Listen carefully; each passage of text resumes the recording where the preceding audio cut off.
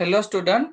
मेरा नाम है डॉक्टर भूलेश कुमार पैड़ा और आप सभी का वॉइस आईएएस एकेडमी में स्वागत करता हूं। तो जैसे कि ऑल इंडिया जो टेस्ट सीरीज जो हमारी है क्वेश्चन की, उसमें मैं आपके सामने वेटनरी फार्मेकोलॉजी एंड टॉक्सिकोलॉजी के जो प्रीवियस ईयर में जो पूछे गए हैं क्वेश्चन, उसके सारे आंसर और उसका एक्सप्लेनेशन लेके आपके सामने आया हूँ। तो आप लोग अच्छे से प्लीज इसका आंसर वगैरह पढ़ लेना, ताकि ताकि इसमें से अगर नेक्स्ट ईयर जो भी कॉम्पिटिटिव एग्जाम वगैरह है उसमें से इसमें पूछा गया तो आपको अच्छे से याद रह जाए। इसीलिए मैं दो तीन बार एक ही क्वेश्चन रिपीट करूंगा, ताकि आपको अच्छे से वो उसका रीजनिंग के साथ आंसर याद रह जाए, ठीक है। और आप में से अगर किसी को आंसर वगैरह आता है और एक्सप्लेनेशन बीच में बोलना चाहता है तो आप मेरे को रुकवा के बोल सकते हो, ठीक है। अगर कहीं जगह पे आपको समझ में ना आए तो मेरे को प्लीज बीच में ही बता देना, ताकि मैं आपको अच्छे से एक्सप्लेन कर पाऊँ। ऐसा ना हो कि टेस्ट खत्म हो जाने के बाद आपको कुछ समझ में ना आए। इससे अच्छा पहले ही जब वो क्वेश्चन चल रहा है तब जितनी भी बार आपको कंफ्यूजन हो आप मेरे को पूछ सकते हो, ठीक है। Okay sir. ओके, ठीक है। तो हम स्टार्ट करते हैं ऑल इंडिया टेस्ट सीरीज का। पहला क्वेश्चन है हमारा टॉक्सिकोलॉजी डिपार्टमेंट से। जो हम veterinary toxicology, pharmacology and toxicology में पढ़ते हैं कि वेरियस टॉक्सिन जो हमारे एनिमल बॉडी के ऊपर वेरियस टॉक्सिन जो इफेक्ट करते हैं, वो टॉक्सिन की वजह से एनिमल के अंदर क्या कब होता है, कभी कभार टॉक्सिसिटी होती है। तो हम उसको ट्रीट करने के लिए क्या करते हैं, उसको एंटीडोट देते हैं। तो वो एंटीडोट है, वो स्पेसिफिक टॉक्सिन के अगेंस्ट में ही काम करता है। तो पहला क्वेश्चन ये पूछा गया है कि methylene blue is the most commonly used in the treatment of this poisoning of the animal. तो आप में से अगर किसी को आंसर पता हो तो मेरे को सिर्फ बता सकते हो आप। Nitrate. Okay, very good. Nitrate. तो इसका जवाब सही है, आपका जवाब सही है। नाइट्रेट पॉइजनिंग के अंदर ये मिथिलिन ब्लू है वो आता है। एक्चुअली मिथिलिन ब्लू है वो नाइट्रेट पॉइजनिंग में कैसे आता है। जो नाइट्रेट या तो नाइट्रेट जो फीड फॉर्म के अंदर प्रेजेंट रहता है, वो क्या अल्टीमेटली कन्वर्ट होता है रूमेन वगैरह के अंदर के जाके एमोनिया वगैरह के अंदर कन्वर्ट होता है। ये पॉइजनिंग सिर्फ और सिर्फ रूमिनेंट के अंदर ज्यादा दिखने को मिलता है, क्योंकि रूमिनेंट के अंदर क्या प्रेजेंट रहता है, माइक्रोबियल प्रोटीन एंड माइक्रोबियल अलग अलग तरह के जो माइक्रोप्लाज्मा वगैरह है वो प्रेजेंट रहता है। तो नाइट्रेट एंड जो नाइट्रेट का पॉइजनिंग है वो मेनली रूमिनेंट के अंदर ही हमें मिलता है। और इसके अगेंस्ट में ट्रीटमेंट में क्या देते हैं, हम मिथिलिन ब्लू देते हैं। तो मिथिलिन ब्लू देने से क्या होगा कि वो जो नाइट्रेट फॉर्म वगैरह जो बाइंड हुआ होगा, methylene blue is a thiazine dye and oxidize agent that is used as a antidote for the treatment of the methemoglobinemia. Generally protein जब हाई डाइट में अंदर प्रोटीन वगैरह है, ये एमोनिया वगैरह प्रोड्यूस होता है तो क्या होता है, अल्टीमेटली मेथ हीमोग्लोबिन होता है, वो फॉर्मेशन होता है हमारे एनिमल बॉडी के अंदर। तो वो फॉर्मेशन को ट्रीट करने के लिए हम क्या बोलते हैं, मिथिलिन ब्लू जो सॉल्यूशन है वो हम एज अ एंटीडोट देते हैं। अब आप में से किसी को पता है कि मिथिलिन ब्लू हमें कैसे देना है एनिमल को। सपोज कि आपके सामने कोई नाइट्रेट पॉइजनिंग का केस आ गया, आपने डायग्नोज भी कर लिया उसके क्लिनिकल साइन वगैरह के, इसने ओवर फीडिंग कर लिया था, इसकी वजह से इसमें रेस्पिरेशन वगैरह के साइंस मिलने लगे, लेटरल रिकमेंसी में एनिमल आ गया है, और जो जो भी इसके एनीमिया वगैरह के साइन है इसके ऊपर से आपने डायग्नोज कर लिया कि इस जो ये जो केस है वो नाइट्राइट पॉइजनिंग का है। अब आपके पास मिथिलिन ब्लू भी अवेलेबल है। तो मिथिलिन ब्लू को आप दोगे कैसे एनिमल के अंदर, कोई मेरे को थोड़ा बहुत बता पाएगा। ओरल देंगे सर। सॉरी। ओरल। आईवी देंगे सर 1%। यस, आईवी देगे 1% सॉल्यूशन।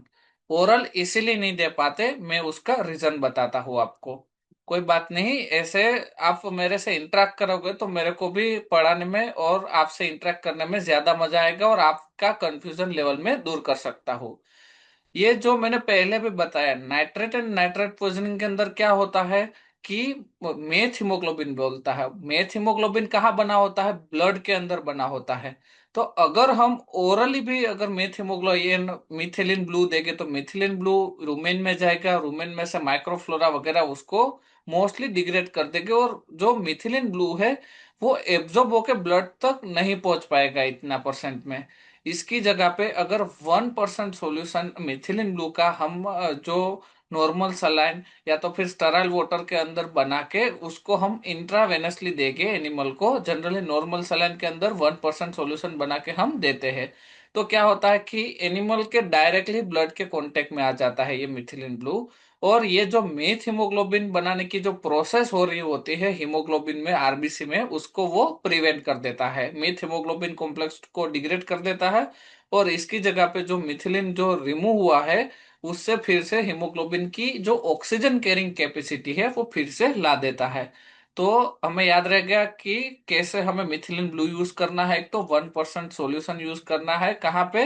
नाइट्रेट पॉइजनिंग के अंदर। तो इतने तक आपको समझ में आ गया कि इसका आंसर मिथिलिन ब्लू क्यों आया, ठीक है।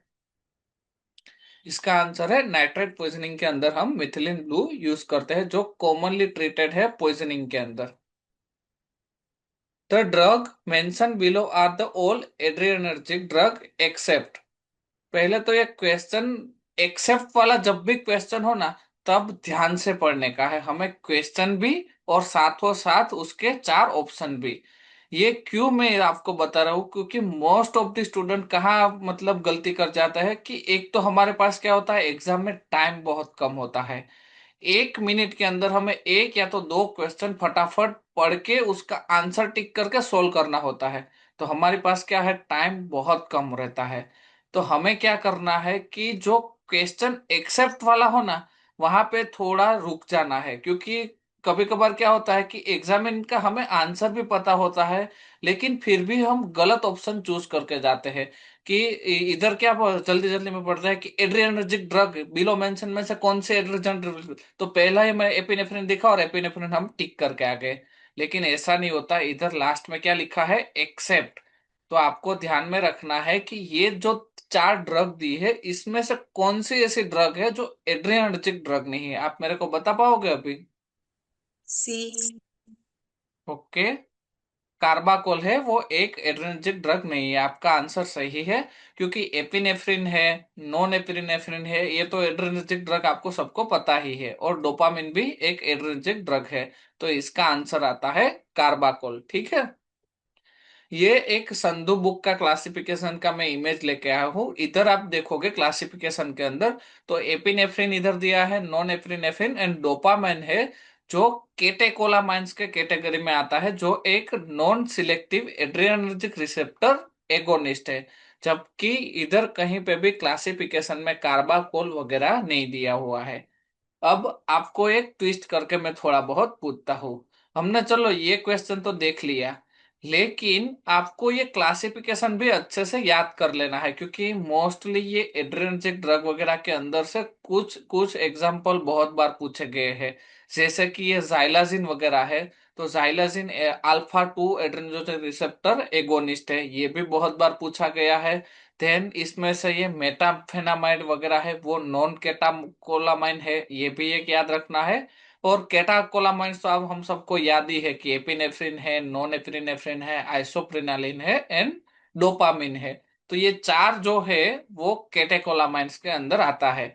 अगर ये क्वेश्चन हमें ट्विस्ट करके पूछा जाए कि drug mention below are all catecholamine except, तो हमें क्या ध्यान में रखना है कि ये जो चार ड्रग दी हुई है, ये चार के अलावा जितनी भी अगर सपोज के इसमें से कोई भी एग्जांपल दिया हुआ है, तो हमें ये टिक करना है, क्योंकि ये एड्रिनर्जिक ड्रग तो है, लेकिन ये जो सारी सॉरी इतनी जो सारी है वो नॉन केटाकोलामाइन कैटेगरी के अंदर आती है।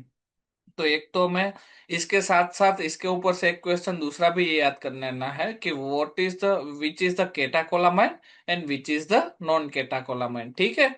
इसके ऊपर से हमें चार तरह के क्लासिफिकेशन एक तो एग्जाम में जाने से पहले एक बार देख के ही जाना है, बिफोर जब आप एंटर हो एग्जाम हॉल के अंदर। एक तो एड्रेनर्जिक एगोनिस्ट का जो क्लासिफिकेशन है, देन एड्रेनर्जिक एंटागोनिस्ट जो जो भी है, देन जो एसिटाइल कोलिन एगोनिस्ट है, देन कोलिनर्जिक एंटागोनिस्ट है। ये चार क्लासिफिकेशन जो है sympathetic and parasympathetic nervous system के अंदर दिया हुआ है। तो ये क्लासिफिकेशन अगर आप देखोगे तो हर एक क्वेश्चन पेपर के अंदर एक या तो दो सवाल उसका क्लासिफिकेशन के अंदर से ही होता है। तो ये दो क्वेश्चन के लिए आपका मार्क फुल आपको at the time of the movement आपको मिल जाए, इसलिए ये ध्यान में रखना है आपको। तो इसका सही आंसर है कार्बाकोल करके, ठीक है। The reduction in response to the drug after repeated administration is a called. इसमें क्या बोला है कि रिपीटेडली जब आप कोई भी ड्रग वगैरह दोगे तो इसके अंदर जो रिस्पॉन्स का है वो डिक्रीज हो जाता है, तो उसको क्या बोलते हैं? कोई मेरे को आंसर बता पाएगा?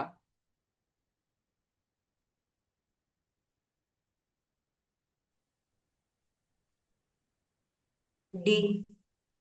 Tolerance, very good.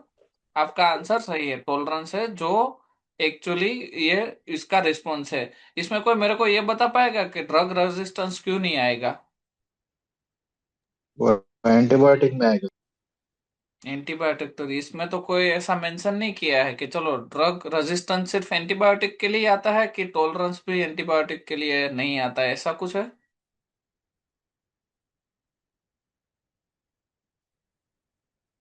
देखो, एक मैं आपके सामने ये बुक में से एक स्क्रीनशॉट लेके आया हूँ। टॉलरेंस की अगर आप डेफिनेशन देखोगे तो drug resistance is use to describe the loss effectiveness of the antimicrobial drug. अगर ड्रग रेजिस्टेंस के आप मतलब डेफिनेशन ही पढ़ोगे तो इसके अंदर ही दिया गया है कि anti microbial drug against the microbes. मतलब ड्रग रेजिस्टेंस वगैरह कहाँ पे आएगा? एंटीबायोटिक वगैरह के अंदर आएगा। जबकि ड्रग का जो टॉलरेंस है वो it is the conventionally use to describe the gradual decrease in to the responsiveness. मतलब जो रिस्पॉन्स कम होता जा रहा था उसको क्या बोलते हैं हम? टॉलरेंस वगैरह बोलते हैं। तो आपका आंसर आंसर के अकॉर्डिंग क्या आता है? ड्रग रेजिस्टेंस इसके अंदर आएगा, ना कि ड्रग टॉलरेंस। क्योंकि इसमें क्या होता है कि रिपीटेड एडमिनिस्ट्रेशन इधर दिया हुआ है। अगर आप देखोगे इस क्वेश्चन के अंदर तो रिपीटेड रेजिस्टेंस, रिपीटेडली एक ही चीज देने के बाद अगर ड्रग का रिस्पॉन्स वगैरह है वो कम होता जा रहा है तो हम क्या बोलेंगे? इसको ड्रग रेजिस्टेंस बोलेंगे, टॉलरेंस नहीं बोलेंगे। क्योंकि टॉलरेंस में क्या होता है कि सपोज कि मैंने एक पूरा पॉपुलेशन वगैरह है, तो वो पॉपुलेशन में सपोज के 5 एनिमल को मैं दूंगा तो उसके अंदर मेरे को इफेक्ट मिल रही है। लेकिन दूसरे जो एनिमल है उसको अगर सपोज मैं इतना ही ड्रग सेम अमाउंट से दूंगा तो उसको रिस्पॉन्स नहीं भी मिल रहा है, जबकि उसमें पहले कभी नहीं भी दिया हुआ है। तो रिपीटेडली नहीं दिया हुआ है। तो वर्ड अगर रिपीटेड वाला वर्ड नहीं दिया होता तो हम में भी चांसेस है कि टॉलरेंस टिक कर सकते हैं, लेकिन रिपीटेडली इधर एडमिनिस्ट्रेशन दिया हुआ है, इसलिए ड्रग रेजिस्टेंस आपको टिक करने का है। नेक्स्ट हमारा क्वेश्चन है, abnormal immunological reaction initiated by the previous exposure to the drug against the drug generated antigen is the known. इसके अंदर क्या आएगा?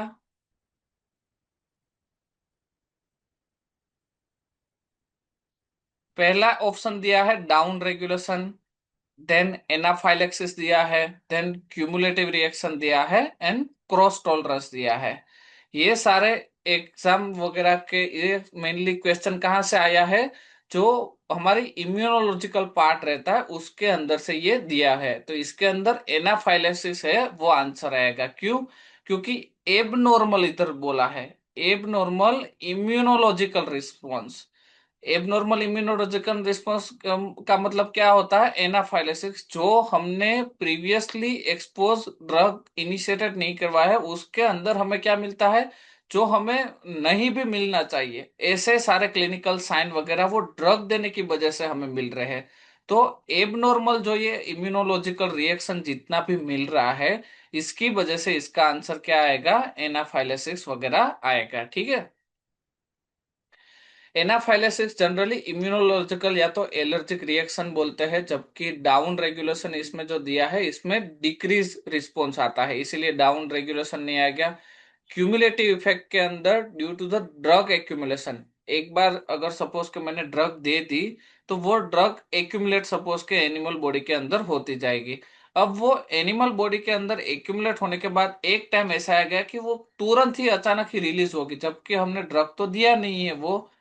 तो ये जो सारी रिएक्शन वगैरह है उसको क्या बोलते हैं, हम क्यूमुलेटिव एक्शन बोलते हैं। और क्रॉस टॉलरेंस में क्या होते हैं कि जो सेम रिसेप्टर पे काम करने वाली ड्रग होती है, सिमिलर ड्रग है, अगर एक ड्रग का रेजिस्टेंस या तो टॉलरेंस आना स्टार्ट हो गया तो चांसेस है कि दूसरे ड्रग, सेम जो सिमिलर ड्रग है उसका भी टॉलरेंस आना स्टार्ट हो जाए। तो इसके अंदर क्या आएगा, एनाफाइलेटिक रिएक्शन आंसर आएगा।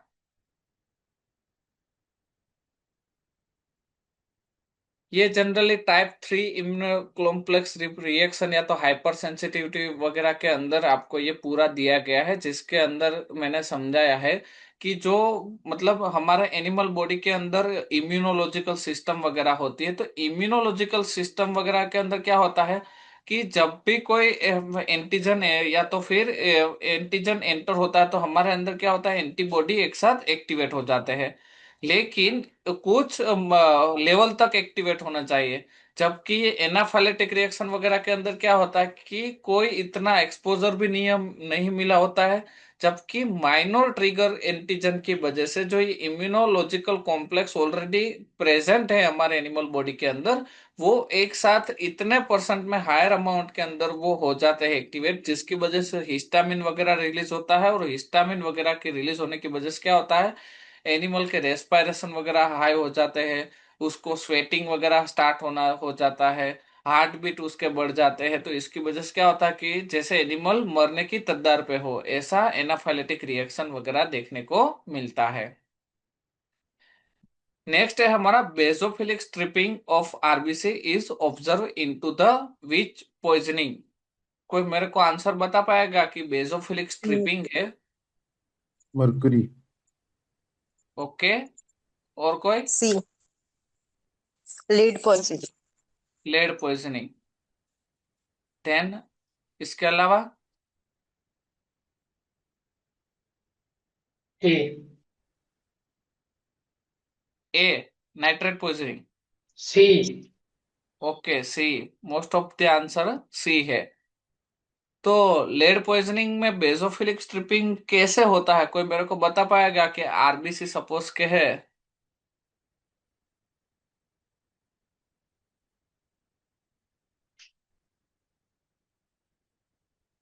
देखो, जब भी लेड पॉइजनिंग होता है तो इसका मेरे को ये स्ट्रिपिंग कैसे होता है वो हमें उसका मैकेनिज्म ऑफ एक्शन से पता चल जाएगा।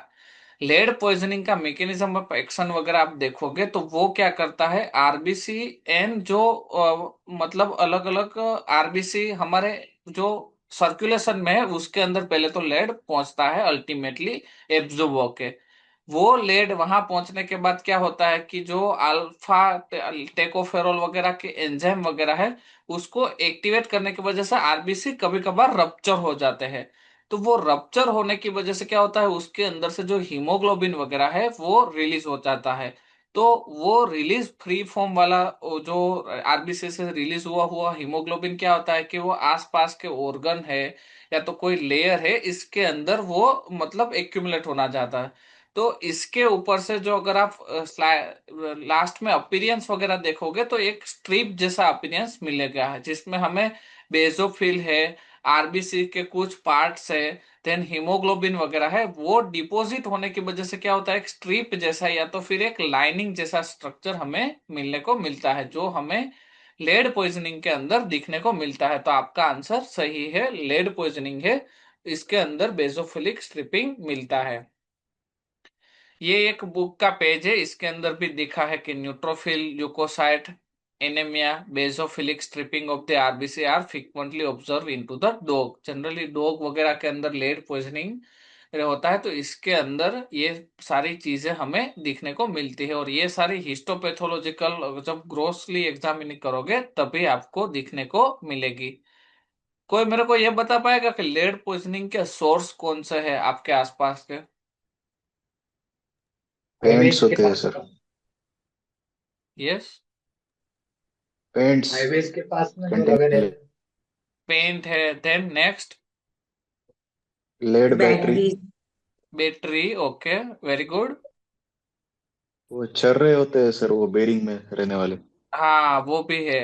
ये इसीलिए हम लेड पॉइजनिंग क्यों पढ़ते हैं, तो कि जो एग्जाम में 2-3 बार ऐसे भी पूछा गया है कि source of the lead poisoning, इधर तो सिर्फ आपको बेजोफिलिक स्ट्रिपिंग के बारे में पूछा गया है, लेकिन सोर्स ऑफ द जो लेड पॉइजनिंग है उसके अंदर मेनली पेंट्स वगैरह दिया होता है आपको, नीचे ऑप्शन में पेंट है, देन बैटरी के सेल्स है। तो ये जनरली क्या होता है कि जब हम सपोज के आपके पास ऐसी केस आएगा, इसके अंदर मतलब टाइम कंज्यूम करने के लिए क्वेश्चन पेपर ऐसे डिजाइन किया जाता है। सपोज कि मैं एक आपको केस देता हूँ, क्वेश्चन में ऐसा लिया गया कि आपके पास कोई एक हॉर्स आया है जिसके अंदर ये सारे मतलब उसका डेथ हो गया है, और उसके ऑर्गन के अंदर वगैरह आपको बेजोफिलिक स्ट्रिपिंग एक तो मिलने को मिला है, और ऑनर की हिस्ट्री ऐसी है कि उसका जो स्टेबल है मतलब आसपास का जो एरिया है वो सिर्फ नया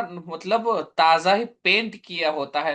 तो इसके ऊपर से आप कैसे डायग्नोस कर पाओगे कि इसके अंदर कौन सी टॉक्सिसिटी हो सकती है। तो एग्जामिनर क्या करता है कि हमका टाइम मतलब वो करने के लिए, प्लस क्या होता है कि हम बहुत बड़ा पैराग्राफ देख के हम भी थोड़ा डर जाते हैं कि इतना सारा इसमें क्या लिखा है, कि एक हॉर्स है, हॉर्स के एक स्टेबल के अंदर मरा पड़ा हुआ है, उसके ऑर्गन के अंदर ये तो मतलब बेसोफिलिक स्ट्रिपिंग वगैरह है, या तो फिर अदर कोई क्लिनिकल साइन दिखे हैं, और उसके आसपास का एरिया पेंट किया हुआ है, तो मैं कैसे पता करूंगा। तो हमें सिर्फ इतना ही देखना है कि आसपास का एरिया मतलब ताजा पेंट किया हुआ है। तो ताजा पेंट किया होता है तो क्या होता है कि जो एनिमल उसके अंदर रखे हैं वो क्या करते हैं, नए नए जो पेंट की स्मेल वगैरह आती है तो इससे वो खाने की ट्राई करते हैं। तो क्या होता है कि उसके टंग से या तो फिर माउथ पार्ट से, लिप से वो उसको क्या करते हैं, लीक करते हैं। तो लीक करने की वजह से उसका जो मतलब पेंट वाला पार्ट है वो अगर सूख गया होता तो उसके अंदर मतलब इतना टॉक्सिक नहीं हो पाता, लेकिन अगर ताजा पेंट किया हुआ है और उसने इंजेस्ट कर लिया तो इसके चेस्ट के अंदर क्या होता है, लेड पॉइजनिंग के चांसेस हो जाते हैं। इसके अलावा भी एक लेड पॉइजनिंग में से क्वेश्चन बना गया था एक बार कि एक डॉग है, वो डॉग कोई मैकेनिकल या तो इंडस्ट्रियल एरिया के अंदर मतलब स्ट्रीट के अंदर आपको मिला है। ये डॉग के अंदर सेम क्लिनिकल साइन दिए गए थे कि बेजोफिलिक स्ट्रिपिंग ऑफ आरबीसी एक तो मिल रहे हैं, उसके डॉग के जो एरिया वगैरह है वहां पे बैटरी के सेल वगैरह का मैन्युफैक्चरिंग एरिया है। तो उसके अंदर भी ऐसा ही ऑप्शन दिया है था कि लेड पॉइजनिंग है, मर्क्यूरी पॉइजनिंग है, then other heavy metal poisoning है, इसमें दिया होता है। तो बैटरी का सेल आया मतलब आपको क्या करना है, लेड टिक करना है, ठीक है। तो इसके अंदर आंसर आता है lead poisoning. Alkali disease is caused by the toxicity due to the, इसका आंसर क्या आएगा, कोई बता पाएगा मेरे को। सेलेनियम। Okay, very good. ये क्वेश्चन बहुत बार पूछा गया है, मतलब मैंने देखा है तब तक 4 से 5 क्वेश्चन पेपर के अंदर ऑलमोस्ट ये सेलेनियम की टॉक्सिसिटी में से ये पूछा गया है। तो सेलेनियम की टॉक्सिसिटी के अंदर क्या होता है, आल्कली डिजीज होता है, ये एक ध्यान में रखना है। सेलेनियम भी मतलब अलग अलग, एक तो आल्कली डिजीज होता है, देन कॉपर के अंदर कौन सी एक क्लिनिकल साइन वगैरह है ये एक हमें याद रखना है। आर्सेनिक के अंदर कौन से क्लिनिकल साइन है, जनरली टॉक्सिक लॉजी में से आपको मेनली जो उसके क्लिनिकल साइन एक तो याद रखना है, एक उसका मेन जो सोर्स हो, क्योंकि आप बुक वगैरह पढ़ोगे तो इसके अंदर सोर्स में बहुत सारे दिए होता है, लेकिन उसका जो एक टिपिकल सोर्स है जो जनरली जो हमारे एनिमल वगैरह है वो एक्सपोज हो जाए, वो एक सोर्स याद रखना है। देन उसका जो मैकेनिज्म वो काइनेटिक है कि वो कहाँ से लेके कहाँ तक जाता है, और है सपोज कि कोई ब्लड के अंदर जाके रिएक्शन करवाता है, कोई एंजाइम को इनिबिट कर देता है। तो ये सारी 4-5 चीज अगर आप क्या करोगे, एक चार्ट बनाओ, चार्ट के अंदर एक साथ सारे हेवी मेटल लिख दो कि आर्सेनिक है, जिंक है, कॉपर है, सेलेनियम है। दूसरे कॉलम के अंदर उसके सोर्स लिखो कि एक ही वर्ड में कि बैटरी सेल, देन नेक्स्ट है पेंट है, तो लेड के अंदर ये दो मेन है, देन इसके अलावा आर्सेनिक वगैरह है, देन जिंक है, तो ऐसे कर दो। देन नेक्स्ट जो कॉलम आएगी उसके अंदर क्या करो आप, टॉक्सिको काइनेटिक कि वो मेनली कहाँ पे कौन से ऑर्गन पे इफेक्ट करता है। इसके बाद नेक्स्ट कॉलम के अंदर उसका main clinical sign, alkali disease है जैसे कि सेलेनियम वगैरह के अंदर है, तो ये क्लिनिकल साइन डालना है, और लास्ट में जो उसका एंटीडोट है वो डालना है। तो ऐसे आप अगर टॉक्सिकोलॉजी के अंदर पूरा चार्ट बनाओगे तो 3 से 4 पेज के अंदर पूरा टॉक्सिकोलॉजी आपका कवर हो जाएगा, और मोस्टली जो आपने चार्ट बनाया है उसके अंदर से ही आपको क्वेश्चन वगैरह आएंगे टॉक्सिकोलॉजी में। एग्जाम्पल ऑफ द बेंजोडाइजिपाम, कोई मेरे को बता पाएगा? ए। मिडाजोलम। Okay, very good. ये केटामिन और जाइलेसिन क्या है, तो ये आप बता पाओगे मेरे को? चलो, इसका तो आपका राइट आंसर है कि बेंजोडाइजिपाम मतलब midazolam. Ketamine dissociative anaesthesia. Ketamine dissociate anaesthesia है, जाइलाजिन बीटा टू। सेडेटिव। सेडेटिव है। ओके। केटामिन का एक मेजर साइड इफेक्ट तो नहीं बोल सकते हम, एक मेजर जो उसका टिपिकल क्या बोलते हैं हम, उसका टिपिकल एडवर्स रिएक्शन, अगर प्लेन केटामिन हमने दे दिया तो क्या होता है केटामिन में, उसको डिसोसिएट एक तो क्यों बोलते हैं। और अगर इन बाय चांस आपने एनेस्थेसिया वगैरह पढ़ा होगा तो इसमें क्या हुआ है कि केटामिन जाइलाजिन है, केटामिन डाइजिपाम है, ऐसे साथ में दिया जाता है। तो केटामिन प्लेन क्यों नहीं दिया जाता, किसी को इसको रीजन पता है?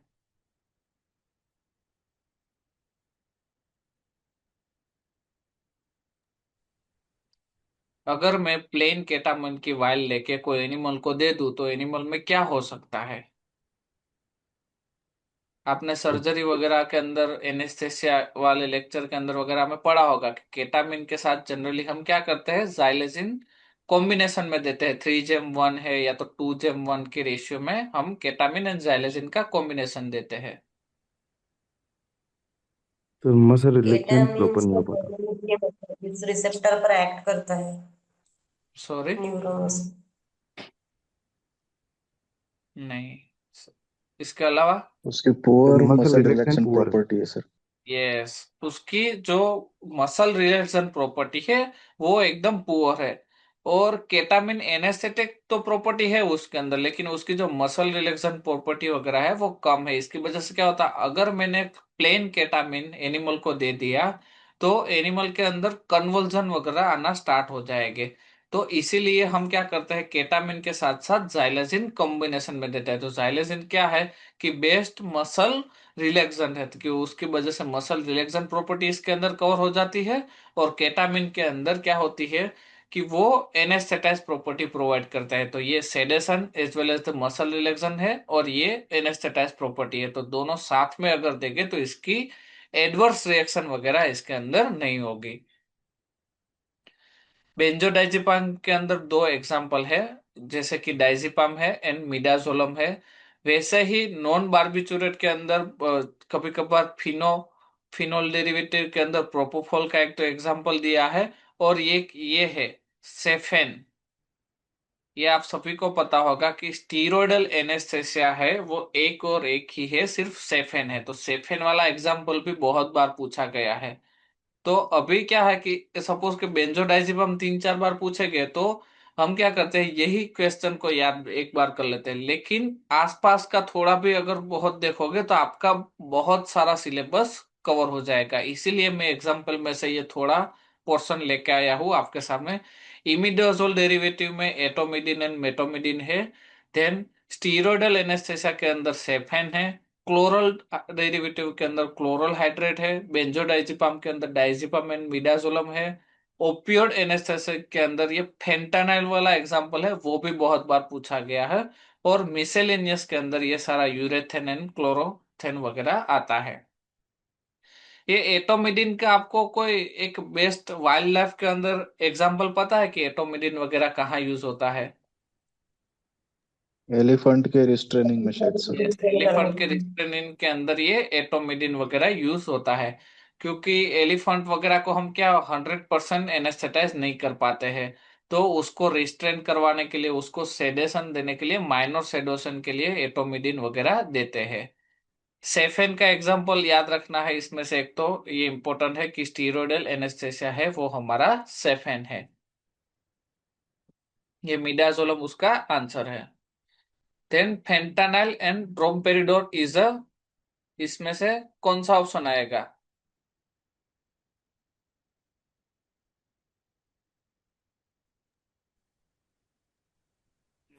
ए। Okay, neuroleptic anaesthesia.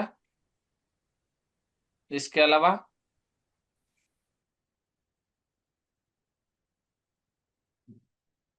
देखो मैं आपको आंसर देता दे रहा हूँ। ये जो इंजेक्टेबल एनेस्थेसिया है और इसका मैंने एक क्लासिफिकेशन इधर दिया था। प्रीवियस स्लाइड में ही मैंने बता दिया था कि ओपियोइड एंड न्यूरोलेप्टिक एनाल्जेसिक के अंदर ये फेंटानाइल वगैरह आता है। जो ये मैंने प्रीवियस स्लाइड आपको बताई थी इसके अंदर ही ये इसका आंसर छुपा हुआ था। अब ये डिसोसिएट एनेस्थेसिया वगैरह के अंदर क्यों नहीं आता है? क्योंकि डिसोसिएट अंदर क्या आता है, केटामिन है, डायलेटामिन है, वो सारे डिसोसिएट एनेस्थेसिया है। तो ये आंसर मतलब नहीं आ पाएगा। तो ये गलत हो गया, तो ये भी एक गलत हो गया, और ये हो गया इसका सही आंसर, जिसको क्या बोलते हैं, न्यूरोलेप्टिक एनेस्थेटिक। ये फेंटानाइल इसके साथ ड्रोमपेरिडोन है, ये दो एग्जाम्पल है। वो एक मतलब न्यूरोलेप्टिक एनाल्जेसिया के अंदर आता है। अब न्यूरोलेप्टिक एनाल्जेसिया का मीनिंग कोई मेरे को बता पाएगा कि व्हाट इज द न्यूरोलेप्टिक?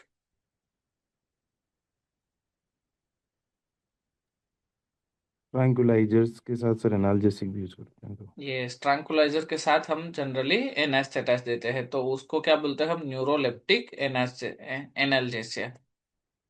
तो इसका आंसर आता है neuroleptic anaesthetic. Folic acid is metabolism is affected by which of the drug? ये sulphonamide. Okay, sulphonamide, very good. इसका आंसर आता है सल्फोनेमाइड। ये एक बहुत ही इजी क्वेश्चन है। इसका कोई मेरे को मैकेनिज्म ऑफ एक्शन बता देगा सल्फोनेमाइड वगैरह का, और ये फोलिक एसिड के मेटाबॉलिज्म को क्यों अफेक्ट करता है?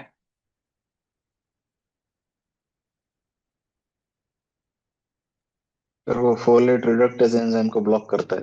यस, वो रिडक्टोफोलेज एंजाइम को ब्लॉक करता है। और दूसरा भी क्या है कि फोलिक एसिड का अगर आप स्ट्रक्चर देखोगे तो जो ट्राइक्लोन ऐसे दिया हुआ है, वैसा ही सेम सल्फोनेमाइड का भी इसके ऊपर दो ग्रुप अलग अलग दिए हुए हैं। तो इसके मेटाबॉलिज्म को इफेक्ट करने के लिए सेकंड जो आपने एंजाइम बताया, वो एंजाइम को वो क्या करता है, इनिबिशन वगैरह करता है। तो इसकी वजह से बैक्टीरिया के साथ साथ, बैक्टीरिया के अंदर फोलिक एसिड का मेटाबॉलिज्म इफेक्ट के साथ साथ ये हमारे ये जो कभी कभार ह्यूमन वगैरह या तो फिर एनिमल वगैरह के अंदर भी ये फोलिक एसिड के मेटाबॉलिज्म को इफेक्ट करता है। इसीलिए ये टेट्रासाइक्लिन से अलग है, और इसका आंसर आता है सल्फोनेमाइड। टेट्रासाइक्लिन एंड पेनिसिलिन का कोई मेरे को सिर्फ मैकेनिज्म बता पाएगा? सेल वॉल को इनहिबिट करते हैं। सेल वॉल को कौन इनहिबिट करता है, टेट्रासाइक्लिन या पेनिसिलिन? पेनिसिलिन। पेनिसिलिन से। ओके, पेनिसिलिन है वो सेल वॉल को इनहिबिट करता है, जबकि ये क्या करता है, प्रोटीन सिंथेसिस को इफेक्ट करता है। तो इसकी वजह से ये नहीं 30 आएगा। S ribosome. हाँ, 30 है। और ये भी नहीं आएगा, तो हमारा आंसर क्या आता है, sulphonamide. Which is a not ionophore anticholinergic drug? इसमें से कौन सी ऐसी एंटीकोक्सिडियल ड्रग है जो not ionophore anticholinergic anticoccidial drug है? तो इसके लिए हमें क्या देखना पड़ेगा कि जो क्लासिफिकेशन है, जो मतलब कोक्सीडियल वगैरह के अंदर क्लासिफिकेशन आता है मैकेनिज्म ऑफ एक्शन के, तो इसमें के अंदर क्या आता है, रोबेंडाइन करके जो जो इनिबिट द ऑक्सीडेटिव फोस्फोराइजेशन, ये जनरली इनिबिटिंग द फोस्फोराइजेशन के अंदर आता है। और ये जो बाकी के सारे ड्रग है, ये सारी ड्रग है वो मोनेंसिन वगैरह है, वो एज अ एंटी कोक्सीडियल ड्रग है। लेकिन वो क्या हो, आयोनोफोर एंटीऑक्सीडेंट ड्रग है। तो इसके अंदर जो ये सेलिनोमाइकोमाइसिन है, यही सिर्फ एक नोट आयोनोफोर एंटीऑक्सीडेंट ड्रग है। अदरवाइज ये जो तीन जो ड्रग है वो आयोनोफोर एंटीऑक्सीडेंट ड्रग है। ये जो तीन एग्जाम्पल है इसका क्लासिफिकेशन के अंदर दिया हुआ है। तो इसके लिए हमें सिर्फ क्लासिफिकेशन वगैरह याद रखना है। जनरली एंटीकोक्सिडियल ड्रग के अंदर ये मोनेंसिन वगैरह पूछा जाता है। ये बाय चांस रेयरली सिर्फ पूछा गया है सेलिनोमाइसिन वगैरह का example. Post-mortem sign of the bright red color blood and bitter almond smell indicate the which poisoning? Cyanide. Yes, cyanide poisoning. Very good. Bitter almond smell आई मतलब cyanide poisoning। साइनाइड पोइजनिंग के अंदर ये सारी चीजें हमें मिलने को मिलती है। अब साइनाइड पोइजनिंग का एंटीडोट बता पाएगा मेरे को? क्योंकि साइनाइड पोइजनिंग में से तीन चीज पूछे जाती है। एक तो इसका bright red colour of the blood, दूसरा है बीटर आलमंड आलमंड की स्मेल है, और तीसरा है इसका एंटीडोट। तो एंटीडोट कोई बता पाएगा मेरे को? Sodium sodium chloride. Thiosulphate and sodium nitrate. Okay, पहले क्या देना है? सोडियम थायोसल्फेट देना है तो सोडियम नाइट्रेट देना है? Sodium thiosulphate. Okay, nitrate. Sodium nitrite thiosulphate. देते हैं सर। चलो देखते हैं। तो आप जो बता पा रहे हो, लेकिन आई थिंक सोडियम थायोसल्फेट पहले देते हैं। Penicillin was discover by the Alexander Fleming. ये तो आप सबको पता है कि एलेक्जेंडर फ्लेमिंग ने पहली बार पेनिसिलिन का डिस्कवरी किया था। Agent commonly combine with local anaesthesia. Local anaesthesia के साथ इनमें से कोई एक ऐसा एजेंट है जो जनरली मतलब उसके इंजेक्शन के साथ दिया जाता है। कौन सा ऐसा इसमें से एजेंट है जो जनरली लोकल एनेस्थेसिया के साथ दिया जाता है? कोई बता पाएगा? Epinephrine. Epinephrine. Very good. Epinephrine क्यों देते हैं? किसी को रीजन वगैरह पता है? वैसे कॉन्ट्रैक्शन करवाएगा, ड्यूरेशन बढ़ा देगा। ओके, वासो कॉन्स्ट्रिक्शन करवाएगा, जिसकी वजह से क्या होगा कि लोकल एनेस्थेसिया है। सपोज कि मैंने ये एरिया के अंदर लोकल एनेस्थेटिक ड्रग दी, तो अगर मैं इसके साथ एपिनेफ्रिन वगैरह साथ में ही इंजेक्शन के अंदर जनरली परसेंटेज के अंदर मिलाया होता है। लिग्नोकेन वगैरह का इंजेक्शन देखोगे तो इसके अंदर एपिनेफ्रिन मिलाया होता है। तो अगर उसके साथ एफिनेफ्रिन नहीं मिला होता तो क्या होता कि सपोज कि मैंने इधर डिपॉजिट की मेरे हाथ के अंदर, तो वाजो कॉन्स्ट्रिक्शन नहीं होगा, तो जो मेरा लोकली एनेस्थेटाइज ड्रग है वो क्या होता जाएगा, धीरे धीरे फैलने का चांसेस जो है वो फास्ट हो जाएगा। तो फास्ट होने की वजह से क्या होगा, वो डिस्ट्रीब्यूशन होके एक्सक्रीट हो जाएगा मेरे ड्रग जो पार्ट्स है। तो इसकी वजह से उसकी जो इफेक्ट है वो मेरे को बहुत कम टाइम तक मिलेगी। जबकि मेरे को क्या करना है, लोकल एनेस्थेटिक ड्रग ज्यादा टाइम तक टिकवाने के लिए मैं क्या करता हूँ, उसके साथ एफिनेफ्रिन ऐड कर देता हूँ। तो इसकी वजह से वासो कॉन्स्ट्रिक्शन होने की वजह से क्या होता है, एपिनेफ्रिन इसके साथ मिलाया जाता है। तो वासो कॉन्स्ट्रिक्शन की वजह से वो बाहर तक इतनी मतलब फैलेगी नहीं, और फैलेगी नहीं तो लंबे टाइम तक साइट ऑफ द इंजेक्शन पे ये पड़ा रहेगा।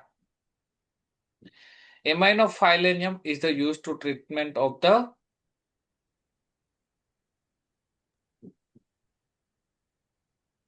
कौन सा आंसर आएगा इसमें से? हाँ।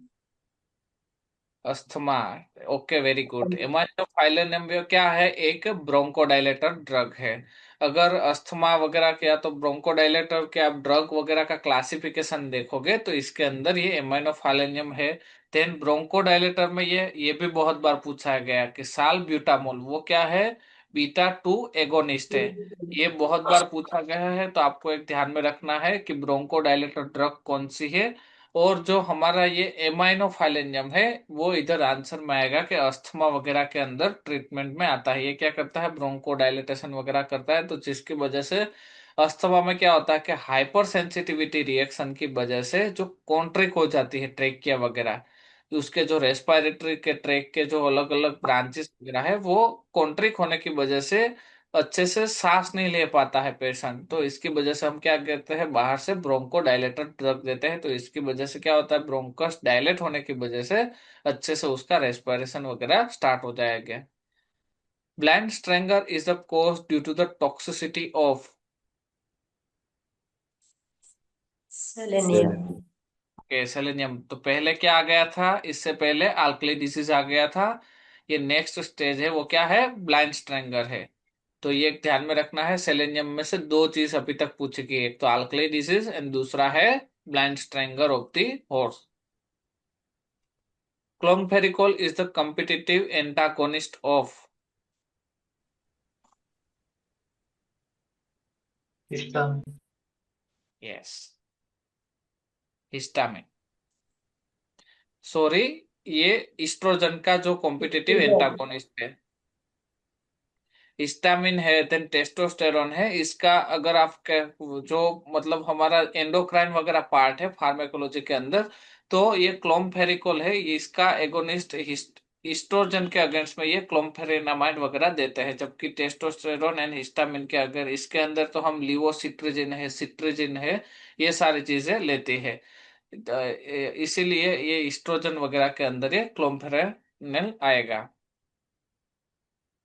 A non-selective COX inhibitor investigated as the drug to treat the transcranial cell carcinoma of the bladder।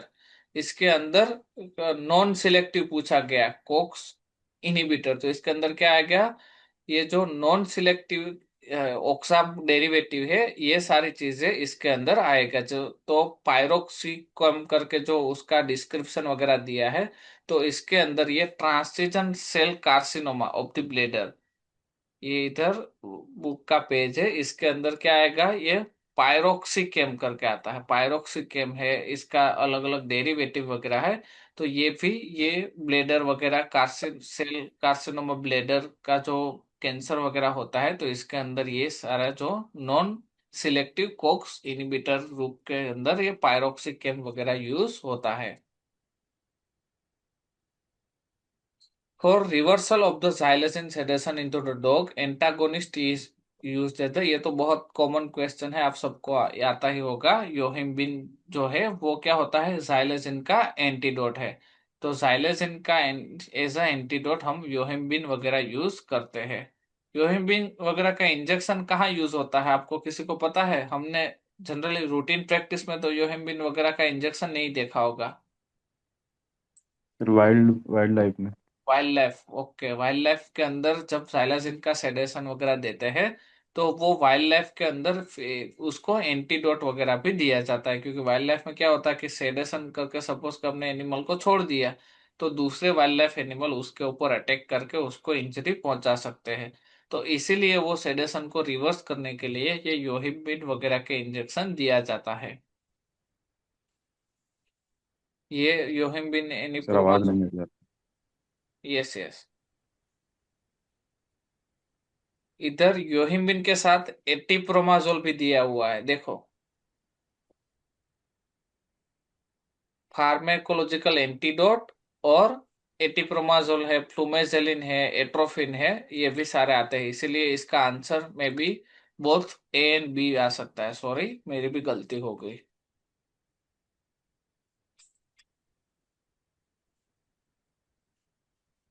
Yohimbine यानी एटिप्रोमाजोल। इधर अगर एंटी एड्रिनर्जिक क्लासिफिकेशन ड्रग अगर देखोगे, तो अल्फा 2 रिसेप्टर जाइलेजिन क्या होता है, अल्फा 2 एगोनिस्ट है, तो ये एंटागोनिस्ट है। तो एंटागोनिस्ट के अंदर क्या आता है, योहिम्बिन एंड एटिप्रोमाजोल, ये दोनों आएंगे। इसलिए इसका आंसर ये क्या आएगा, A both A and B आएगा, ना कि इधर योहिम्बिन, क्योंकि ऊपर एटिप्रोमाजोल भी दिया हुआ है। Drug of choice for the nematode. Piperazine. Okay, piperazine, ये तो हम जनरली रूटीन प्रैक्टिस में भी क्लिनिकल वगैरह के अंदर यूज करते हैं। तो पाइपरासिन वगैरह इधर मैंने डिस्क्रिप्शन दिया हुआ है कि निमाटोड वगैरह के अंदर ये यूज करते हैं हम। Then antidote of the cyanide, तो ये भी पहले रिपीट हो चुका है, सोडियम थायोसल्फेट ओके। करके जो ड्रग आता है, वो एज अ एंटीडोट हम यूज करते हैं। इधर देखो, आपका आंसर मिल गया कि साइनाइड पॉइजनिंग के अंदर क्या पहले देना है, कि थायोसल्फेट नाइट्रेट। पहले देना है।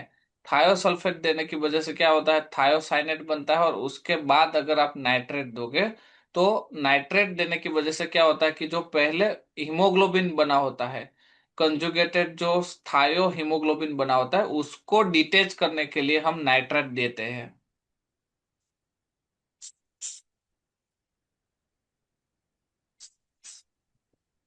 dose of the xylazine for the sedation into the sheath,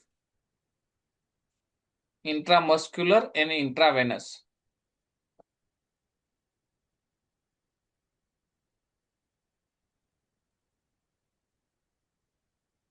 B. B. B, ये एक मैंने बुक का ही पैराग्राफ लिया है। इसके अंदर सीप एंड गोट का अगर आप डोज देखोगे तो क्या है, इंट्रावेनस के अंदर 0.05 एम से लेके 0.1 mg, जबकि इंट्रामस्कुलर के अंदर 0.1 से लेके 0.2 mg। तो ये आंसर बी आंसर आएगा। ठीक है, इंट्रावेनस के अंदर 0.05 है और इंट्रामस्कुलर के अंदर 0.1 से लेके 0.2 है। तो ये आंसर आएगा, 1 ये आंसर आएगा।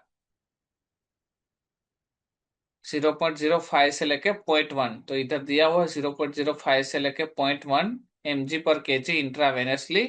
एंड इधर क्या 0.1 से लेके 0.2, तो पहले ऑप्शन में 0.1 से लेके 0.4 तक ये थोड़ा वेरी तो करता है बुक अकॉर्डिंगली। तो इंट्रामस्कुलरली 0.1 से लेके 0.4 तक आएगा।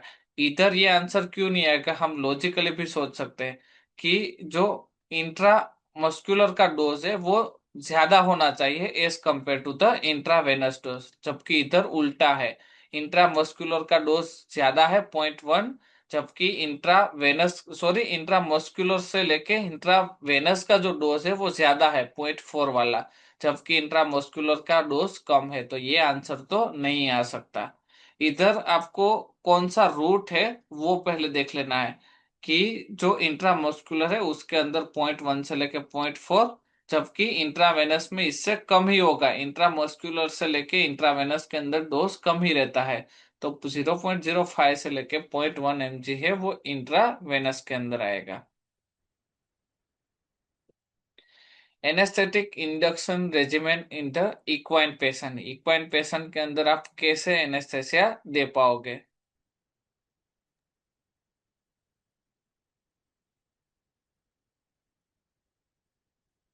One option. Okay, very good. One option के अंदर पहले हम जाइलेजिन देता है, follow by the 2.2 mg ketamine 2 to 3 minutes later. Which drug is contraindicated into the cats? Chloromphenical. Chloramphenicol, very good. Chloramphenicol आता है क्योंकि ओरल रूट्स वगैरह के अंदर इधर broad spectrum antibiotic not resistant, oral route generally से केट वगैरह के अंदर नहीं देते हैं क्योंकि टॉक्सिसिटी वगैरह, ग्लूकुरोनाइल कंजुगेशन वगैरह केट के अंदर एब्सेंट रहता है, इसीलिए क्लोरामफेनिकोल वगैरह नहीं देते हैं। अब ग्लूकुरोनाइल कंजुगेशन क्यों रिक्वायर्ड है हमारे एनिमल बॉडी के अंदर, कोई मेरे को बता पाएगा? And what is the glucuronyl conjugation, क्योंकि ग्लूकुरोनाइल कंजुगेशन में भी बहुत बार क्वेश्चन पूछे गए हैं। पहले तो phase what 2 is, biotransformation reaction। Okay, bio transformation reaction, इसके अंदर क्या होता है?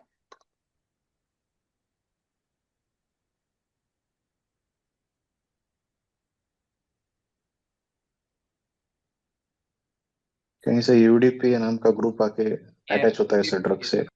ओके ओके, जो मेटाबॉलिज्म होता है उसके अंदर यूडीपीए करके जो एंजाइम ट्रांसफरेंस एंजाइम के थ्रू ये यूडीपी डोनर होके ग्लूकुरोनाइड जो को पार्ट रहता है वो क्या होता है कि ड्रग के साथ कॉम्बिनेशन हो जाता है। इसकी वजह से हमारी ड्रग जो होती है वो अनआयोनाइज फॉर्म में से आयोनाइज फॉर्म में कन्वर्ट हो जाती है। तो आयोनाइज फॉर्म में एक बार वो कन्वर्ट हो गई तो इसकी वजह से क्या होता है कि वो एक्सक्रीशन उसका फास्ट हो जाता है, वो इजीली एक्सक्रीट हो पाती है।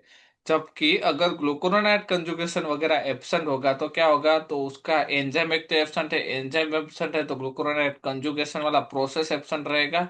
तो इसकी वजह से अगर हमने इन सपोज केट में ये ड्रग दे भी दी तो इसका एक्सक्रेशन नहीं हो पाता है। तो एक्सक्रेशन ना होने की वजह से क्या होता है, उसके अंदर टॉक्सिसिटी वगैरह के चांस बढ़ जाते हैं।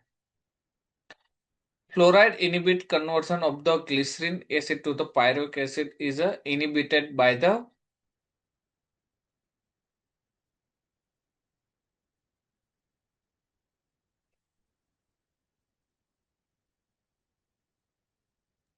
D.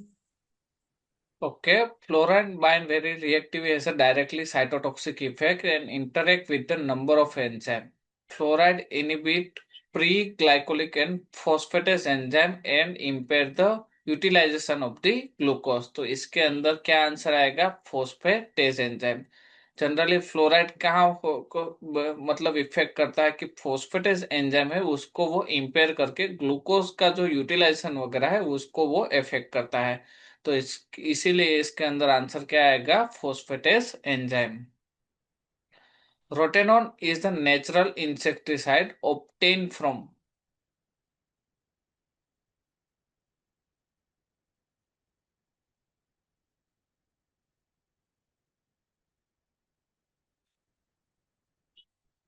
Rotenone is the natural contact insecticide derived from the root of Deris या तो tuba and Loncoperous plant particularly Deris elliptica या तो Deris chinensis के वजह से ये मतलब हमें मिलता है. तो इसके अंदर जो आंसर आएगा वो क्या आएगा? लोंचो कार्पस स्पीसीज. ये जो रोटेनॉन है वो इंसेक्टिसाइड वो नेचुरली जब ये जो प्लांट के रूट आते हैं डेरिस भी इसको बोलते हैं और इसका साइंटिफिक है लोंचो कैप्रस प्लांट है. इसके रूट में से ये रोटेनॉन मतलब आइसोलेट कर सकते हैं और ये एक नेचुरल इंसेक्टिसाइड जो है. विच of the following is the antiviral drug? ये तो सबको पता है. A. एनसाइक्लोवीर. क्योंकि नेचुरली जनरली एंटीवायरल ड्रग के अंदर ये जो सफिक्स है ए वी आई वारल वीर वाला ये सफिक्स जनरली पाया जाता है. तो अगर आप ऑप्शन में भी देखोगे तो इसके अंदर ये पाया गया तो इसके ऊपर से भी क्या आता है? Acyclovir. The major toxic effect of the hydrogen cyanide exposure is the.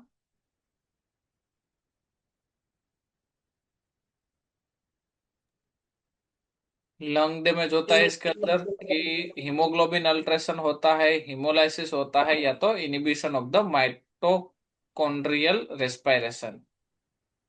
D. Okay, very good.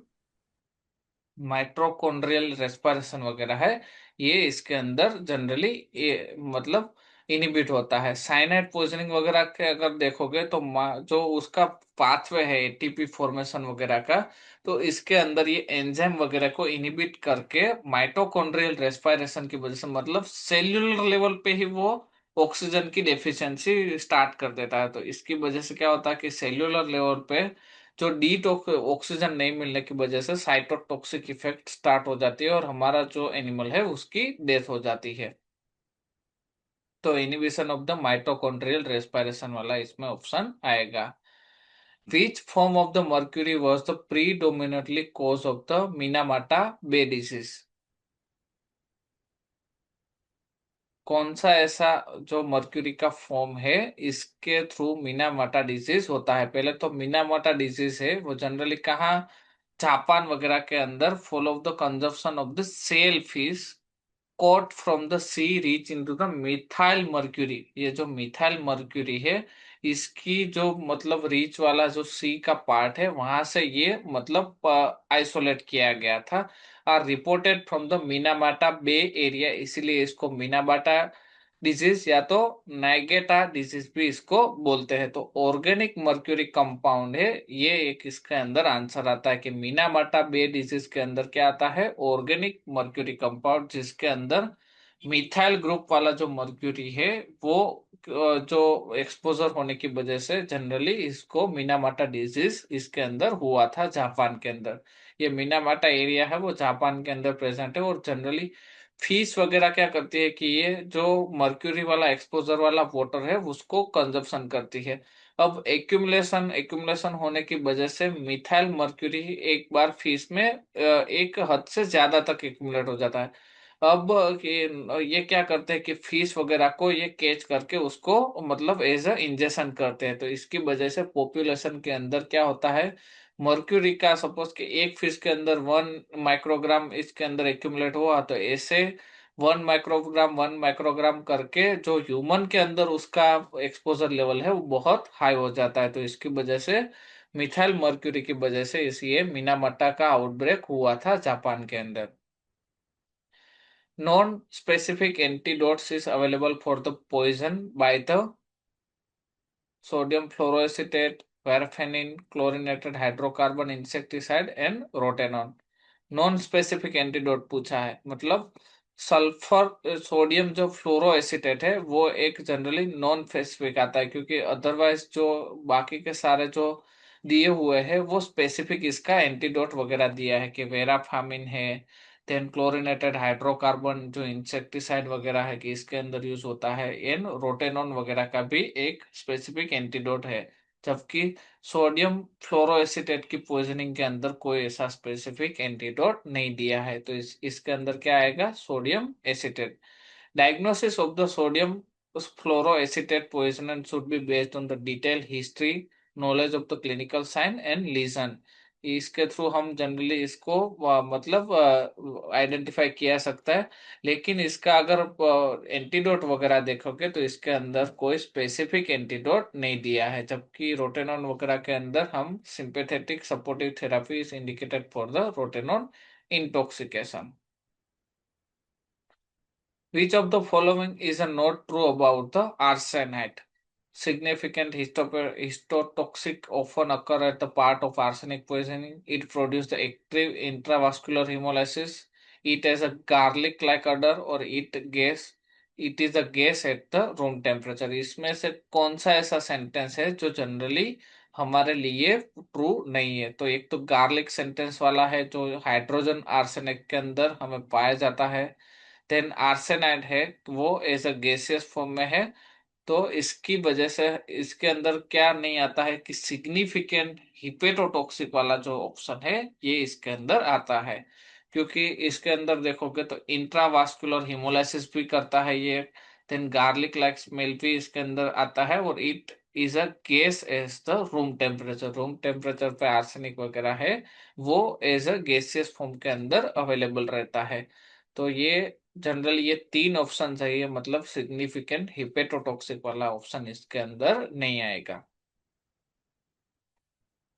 Exposure to the fumes of which of the following metal is the most likely to cause the acute chemical pneumonitis and pulmonary oedema? इसमें से कौन सा option आएगा जो inhalant toxicity की वजह से इसके अंदर आता है? तो इसके अंदर देखोगे तो केडमियम केडमियम की फ्यूम वगैरह है वो मोस्ट टॉक्सिक है। जनरली केडमियम का अगर मतलब सॉलिड फॉर्म या तो सॉलिड फॉर्म वगैरह के अदर कोई यानी फ्यूम के अंदर आप देखोगे तो जो फ्यूम होती है वो क्या होती है, इनहालेशन के थ्रू हमें मतलब एनिमल वगैरह इंजेस्ट करता है। तो इनहालेशन में क्या होता है कि उसका म्यूकोजा वगैरह जो नॉइस है, देन ये ट्रेकिया वगैरह इसका म्यूकोजा थिन रहता है, तो डायरेक्टली सीधा ब्लड सर्कुलेशन के अंदर पहुंच जाता है। तो जितने भी फ्यूम है या तो फिर इनहालेंट टॉक्सिकेंट है इसके अंदर, मतलब अगर इससे ये रूट से अगर कोई भी टॉक्सिन मटेरियल एंटर होता है तो इसकी वजह से वो हाईली इरिटेंट है और इसकी वजह से टॉक्सिसिटी होने के चांस भी बढ़ जाते हैं।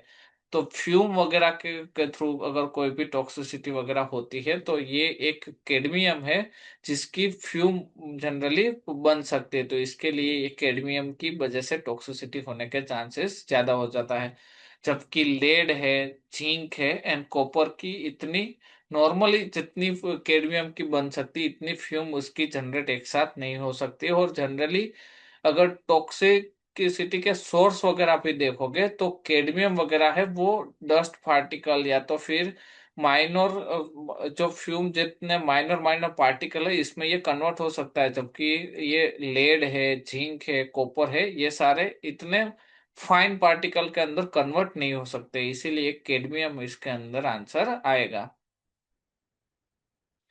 Beta blocker use as anti arrhythmic agent, इसके अंदर तो एंटी एरिथमेटिक एजेंट के अंदर बीटा प्रोपोनोल है, देन आर्टेनोल है, एस्मोलोल है, साल्बेटामोल है, तो ये सारे एग्जांपल इसके अंदर आता है। तो प्रोपोनोल बहुत फेमस जो हम ड्रग वगैरह बीटा ब्लॉकर एज अ लेते भी है, एंटी एरिथमेटिक एजेंट ऐसे यूज करते हैं। तो ये क्या करता है कि रिथम वगैरह को अच्छे से वो मेंटेन करता है। तो इसीलिए प्रोपोफेनॉल वगैरह इसका एग्जाम्पल है बीटा ब्लॉकर के अंदर। बीटा ब्लॉकर के अंदर अदर एग्जाम्पल वगैरह देखोगे तो एटेनॉल है, एस्मोलॉल है, सोटेलॉल है, देन टाइमोटोलॉल है, क्रेजाकोल वगैरह भी आता है, लेकिन प्रोपोनॉल ही आपको जनरली पूछा जाता है मोस्ट ऑफ द एग्जाम के अंदर। A sedative and analgesic of the choice for the use into the horse. A sedative and analgesic. Acetylcholine. Yes, A. acifromycin. Okay.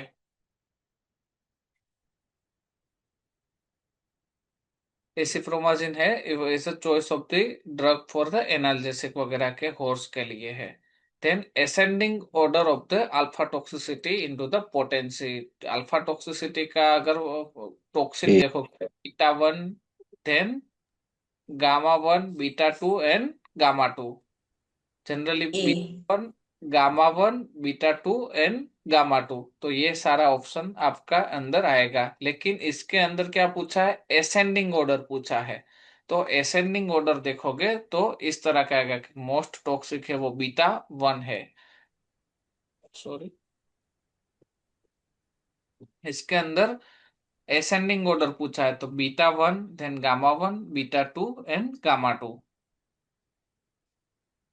लेकिन इसमें अगर आप ऑप्शन के अंदर देखोगे तो ये सबसे मोस्ट टॉक्सिक है और ये सबसे लो टॉक्सिक है। तो हाई से लेके लो तक जा रहा है, मतलब ये क्या होता है, डिक्रीज, मतलब डिसेंडिंग ऑर्डर है। हमें क्या करना है, एसेंडिंग ऑर्डर के जाना है।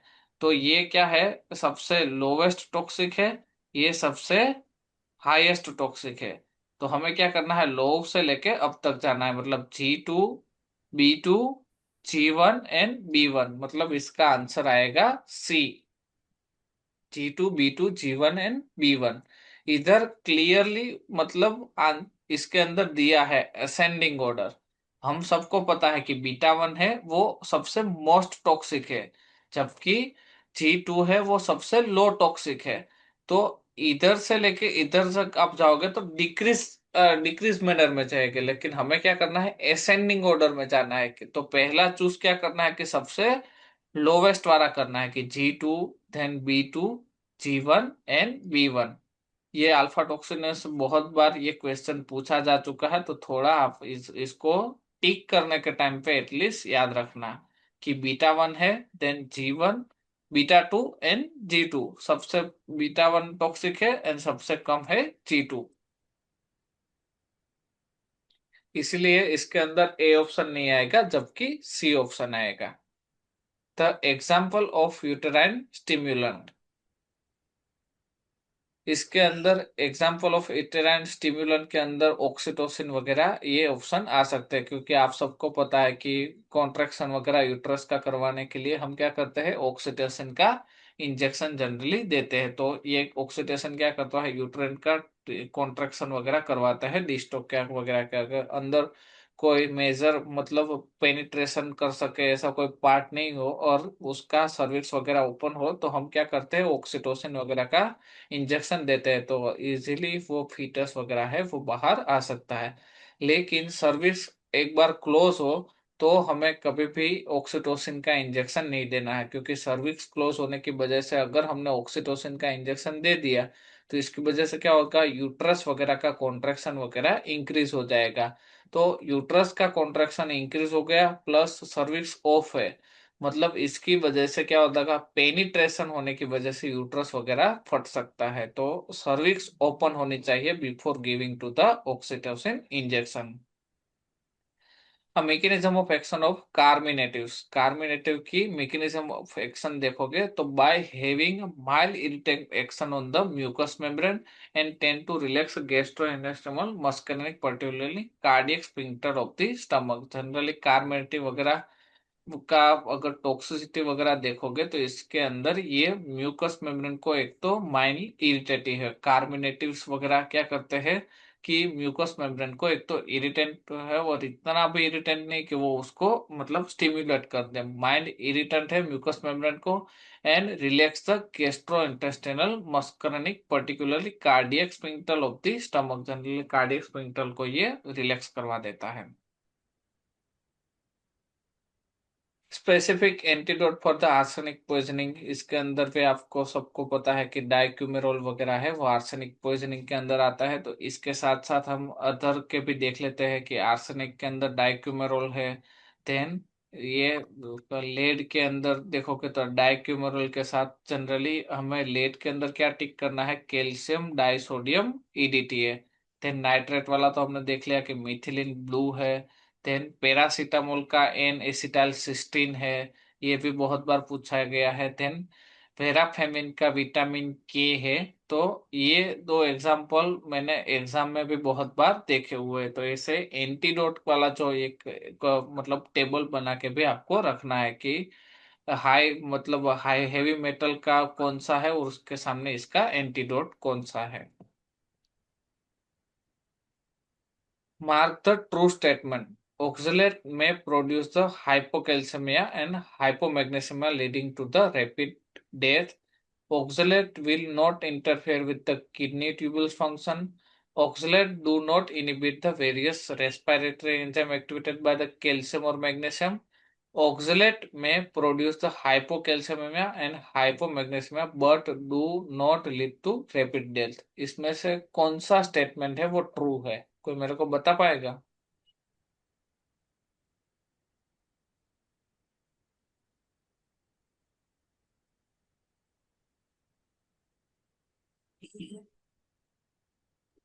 ये आएगा। Okay, A hypocalcaemia and hypomagnesium leading to the death of the animal. Generally ये ऑक्सलेट वगैरह क्या आता है, इनसोल्युबल होके वेरियस ऑर्गन वगैरह के अंदर भी डैमेज हो जाते, वेरियस ऑर्गन वगैरह के अंदर भी ये एक्यूमुलेट हो जाता है। तो इसकी वजह से ये डैमेज होने के भी चांसेस ज्यादा है। ये क्या करता है, कैल्शियम एंड मैग्नीशियम के साथ ये बाइंड हो जाता है। तो इसकी वजह से हमारा जो एनिमल का कैल्शियम है देन मैग्नीशियम लेवल है वो डिक्रीज हो जाता है। तो इसकी वजह से डेथ भी हो सकता है, क्योंकि कैल्शियम अगर अवेलेबल नहीं रहेगा हम एनिमल बॉडी के लिए तो हार्ट रेट वगैरह उसके से अच्छे से नहीं चल पाएंगे। तो कैल्शियम हाइपोकैल्शियमिया की वजह से इसके अंदर रैपिड डेथ होता है ऑक्सलेट पॉइजनिंग के अंदर। The source of the drug which contain the active nitrogenous principle readily soluble into the alcohol, bitter to taste and spring soluble into the water। इसके अंदर क्या ऑप्शन आएगा कि कौन सा ऐसा ड्रग का सोर्स है जिसके अंदर nitrogenous principle as a ingredient readily soluble into the alcohol, alcohol के अंदर सोल्यूबल है, bitters and to the taste and spring to the soluble water. Alkaloids. Alkaloids, very good. Alkaloids के अगर डेफिनेशन वगैरह के अंदर देखोगे तो अल्कलॉइड्स है वो generally organic compound distributed widely into the nature that are obtained from the plants, animal and fungus and part of the natural product. Mainly alkaloids have a barely prepared semi-synthetically and some are synthetically significant physiological and pharmacological effect। अगर इसका आप property वगैरह देखोगे तो nitrogen containing the organic compound इसके अंदर लिखा है, अल्कलॉइड्स के अंदर containing compound they are mostly solid colourless crystal compound and they are reactive and rapidly soluble into the alcohol। तो ये भी दिया गया था। both alkaloids are precipitated by the tannic acid and oxidized by the potassium and mostly into the bitter smell। bitter smell की वजह से ये alkaloid पहचाने जाते हैं। which are the parasympathomimetic drugs, parasympathomimetic drug इसमें से कौन सी है?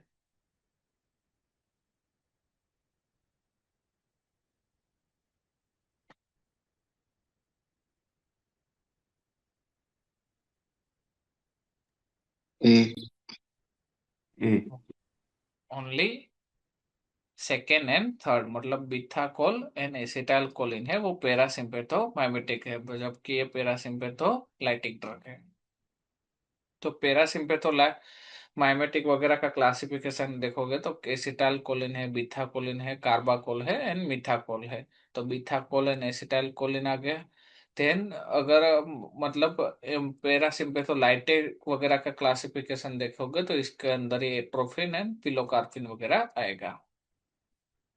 पिलोकार्पिन अगर आप देखोगे तो इधर नीचे भी दिया हुआ है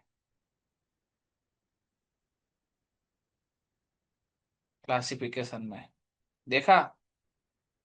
ये बीथाकोल दिया हुआ है, एसिटाइल कोलिन दिया हुआ है एंड पिलोकार्पिन दिया हुआ है। मतलब आपका ऑप्शन गलत है, ये आएगा। ये भी दिया हुआ है, बीथाकोल भी दिया है और एसिटाइल कोलिन भी दिया है। सिर्फ ये एट्रोफिन है, वही सिर्फ पैरासिम्पेथोलाइटिक ड्रग है।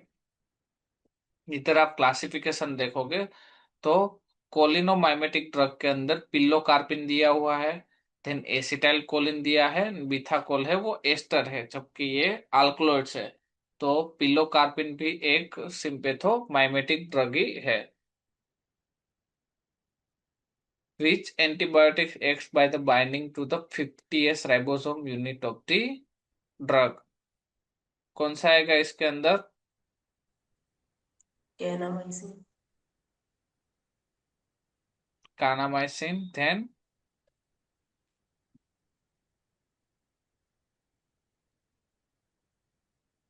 50s राइबोसोम सब यूनिट है। एक बार क्या आता है इसके अंदर? ऑक्सीटेट्रासाइक्लिन। ऑक्सीटेट्रासाइक्लिन है वो जनरली 50s राइबोसोम के अंदर बाइंड होता है, जबकि स्ट्रेप्टोमाइसिन है, देन क्लेरिथ्रोमाइसिन है एंड कानामाइसिन है वो क्या होता है? 30s राइबोसोम के साथ बाइंडिंग होता है। तो ये तीन ऑप्शन के अंदर नहीं आएंगे। सर टेट्रासाइक्लिन 30s में सुना है सर। सर इधर लिखा हुआ है इसीलिए, binding to the specific 50s ribosome. Chloramphenicol also operates to the tRNA acceptable the mRNA complex and binding of the codon is not affected.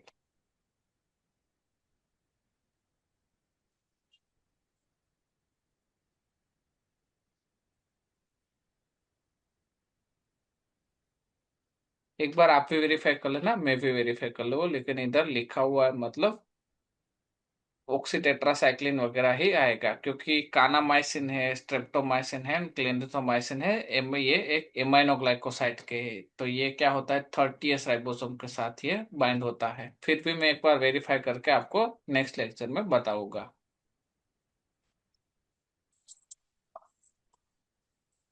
Which are the non GI prokinetic agent? इसमें से कौन से ऐसे agent है जो generally GI tract के prokinetic agent के अंदर नहीं दी गए हैं?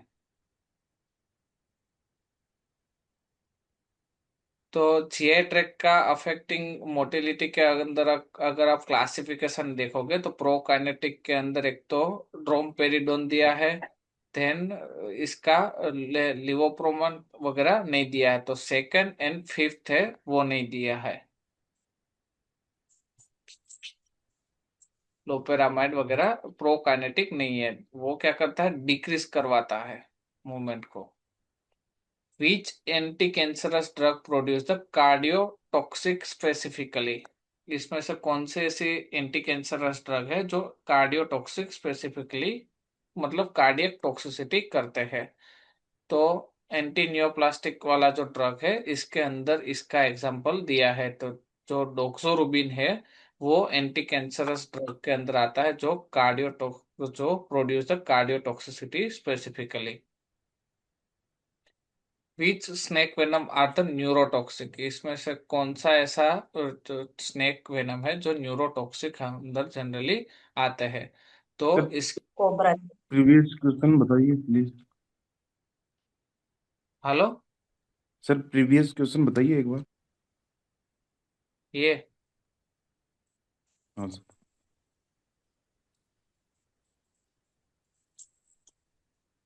सर ऑप्शन क्या है इसमें? Vincristine, okay. Carmustine. Okay sir. Okay ठीक है। ठीक है सर। ये कार्डियोटॉक्सिक का एग्जाम्पल है, इसके अंदर दिया हुआ है, देखो डोक्सोरुबिन करके एग्जाम्पल दिया हुआ है, तो डोक्सोरुबिन है वो कार्डियोटॉक्सिक है, इसीलिए मैंने इधर ये चूज किया है। देन जो हमारा नेक्स्ट है, स्नेक वेनम के अंदर एक तो क्रेट है एंड दूसरा है कोबरा, जो क्या है, is a which are the venom with neurotoxic. हम सबको पता है कि ये दो सांप है वो न्यूरोटॉक्सिक है, जबकि ये वो क्या है, हीमोटॉक्सिक वेनम के अंदर आता है। तो हीमोटॉक्सिक के अंदर क्या आएगा, वाइपर एंड रेटलस्नेक, जबकि न्यूरोटॉक्सिक के अंदर आएगा crate and cobra.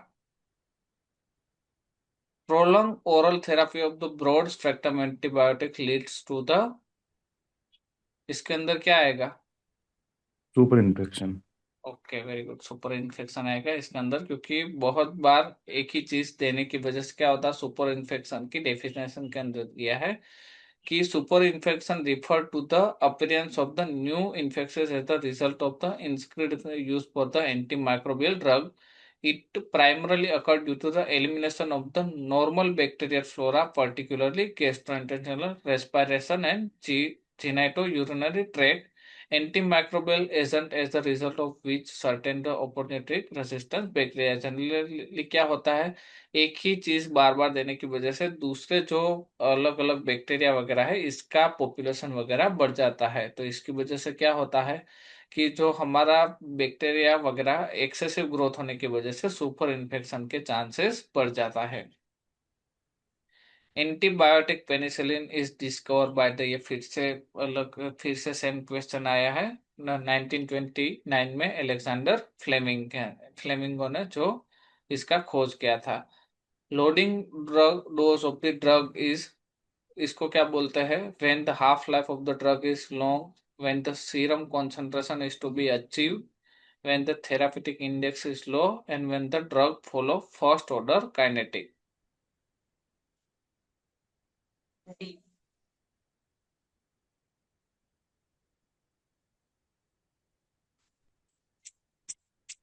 Loading dose पहले को किसको बोलते हैं, जो पहला डोज देते हैं फिर उसके बाद दूसरा ओके, डोज। तो इसको अंदर क्या आएगा, when the drug follow the first order kinetic. तो इसके अंदर हम लोडिंग डोज देते हैं, क्योंकि हाफ लाइफ वगैरह अगर लॉन्ग होगी तो लोडिंग डोज पहले से ही नहीं देते थे, इसीलिए इसका स्टेटमेंट इसके साथ मैच नहीं होता। जबकि सीरम कॉन्सेंट्रेशन अचीव होने के बाद भी हम लोडिंग डोज नहीं देते, इसीलिए बी ऑप्शन भी नहीं आएगा। और जिसकी थेरापेटिक इंडेक्स ही लो होगी तो उसमें अगर हम इनिशियली हायर अमाउंट के अंदर लोडिंग डोज दे देंगे तो भी ये हमारे लिए टॉक्सिक लिए टॉक्सिसिटी कर सकता है।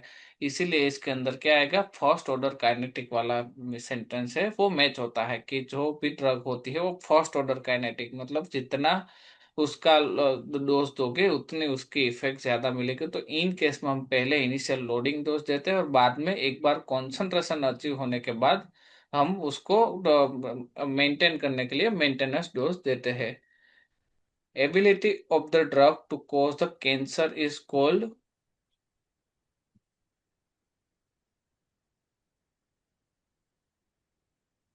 कार्सिनोजेनिसिटी। कार्सिनोजेनिसिटी के, जो कैंसर प्रोड्यूस करता है वो क्या होता है, कार्सिनोजेनिसिटी। इसके अंदर टेराटोजेनिसिटी क्यों नहीं आ सकता है, प्रेगनेंसी के टाइम। ओके, और म्यूटाजेनिसिटी,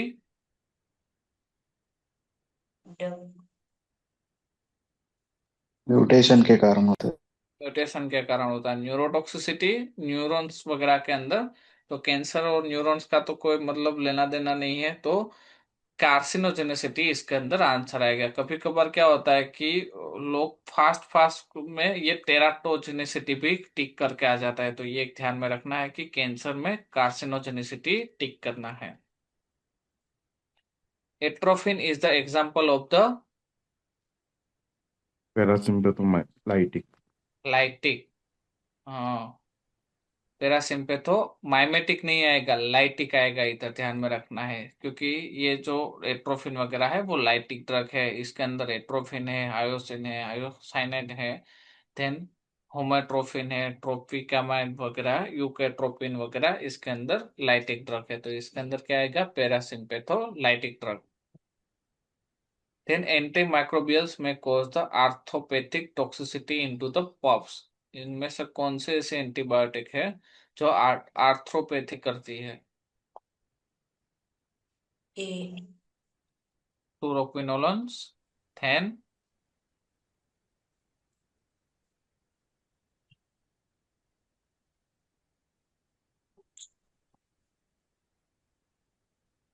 जनरली क्रिस्टल वगैरह फॉर्मेशन इसके अंदर होता है। अगर फ्लोरोक्विनोलोन वगैरह दोगे तो क्या होगा, हाई डोज में देने की वजह से जो कार्टिलेज है, देन जो डोग वगैरह है, इसके अंदर क्रिस्टल फॉर्मेशन होने की वजह से यंग जो डॉग वगैरह है इसके अंदर जो उसके जॉइंट वगैरह होता है उसको वो डैमेज पहुंचाती है। तो इसीलिए इसके अंदर क्या आएगा, फ्लोरोक्विनोलोन आंसर आएगा। जनरली सल्फोनेमाइड वगैरह से भी ये कुछ ऐसा डिपोजिशन वगैरह नहीं होता है, तो इसीलिए ये ऑप्शन भी नहीं आएगा।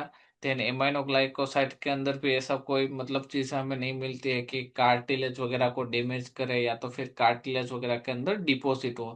देन सिफेलोस्पोरिन वगैरह के हम सबको पता है कि वो सेफ ड्रग है ड्रग वगैरह के अंदर, तो ये आर्थ्रोपैथी वगैरह प्रोड्यूस नहीं कर सकती।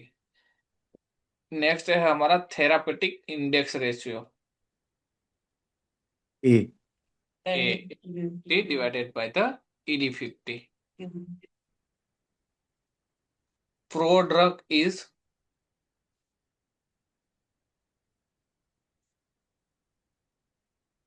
A.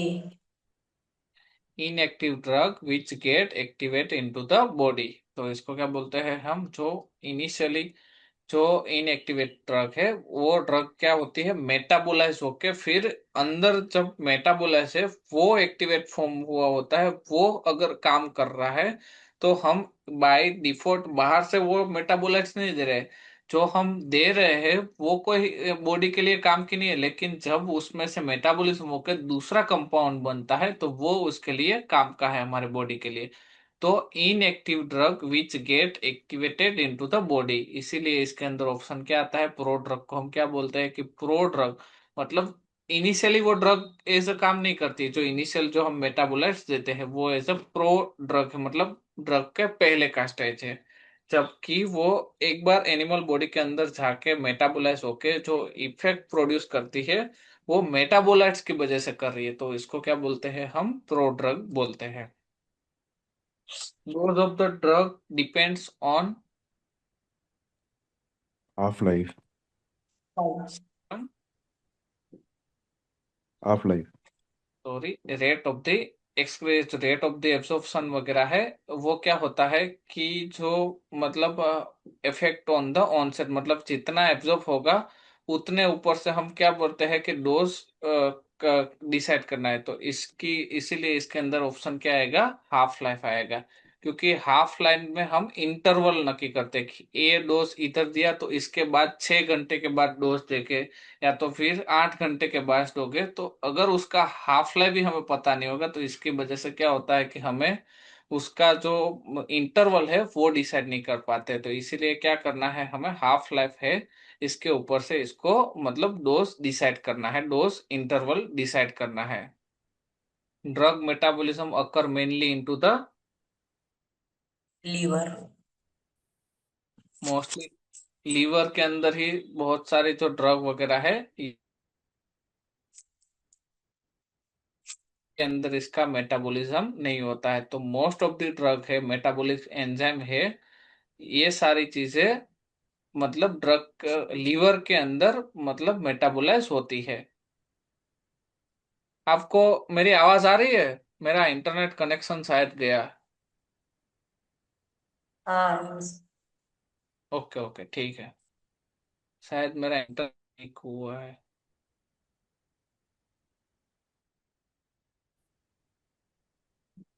Observe the dose response curve given below of the drug A and B which similar the pharmacodynamic।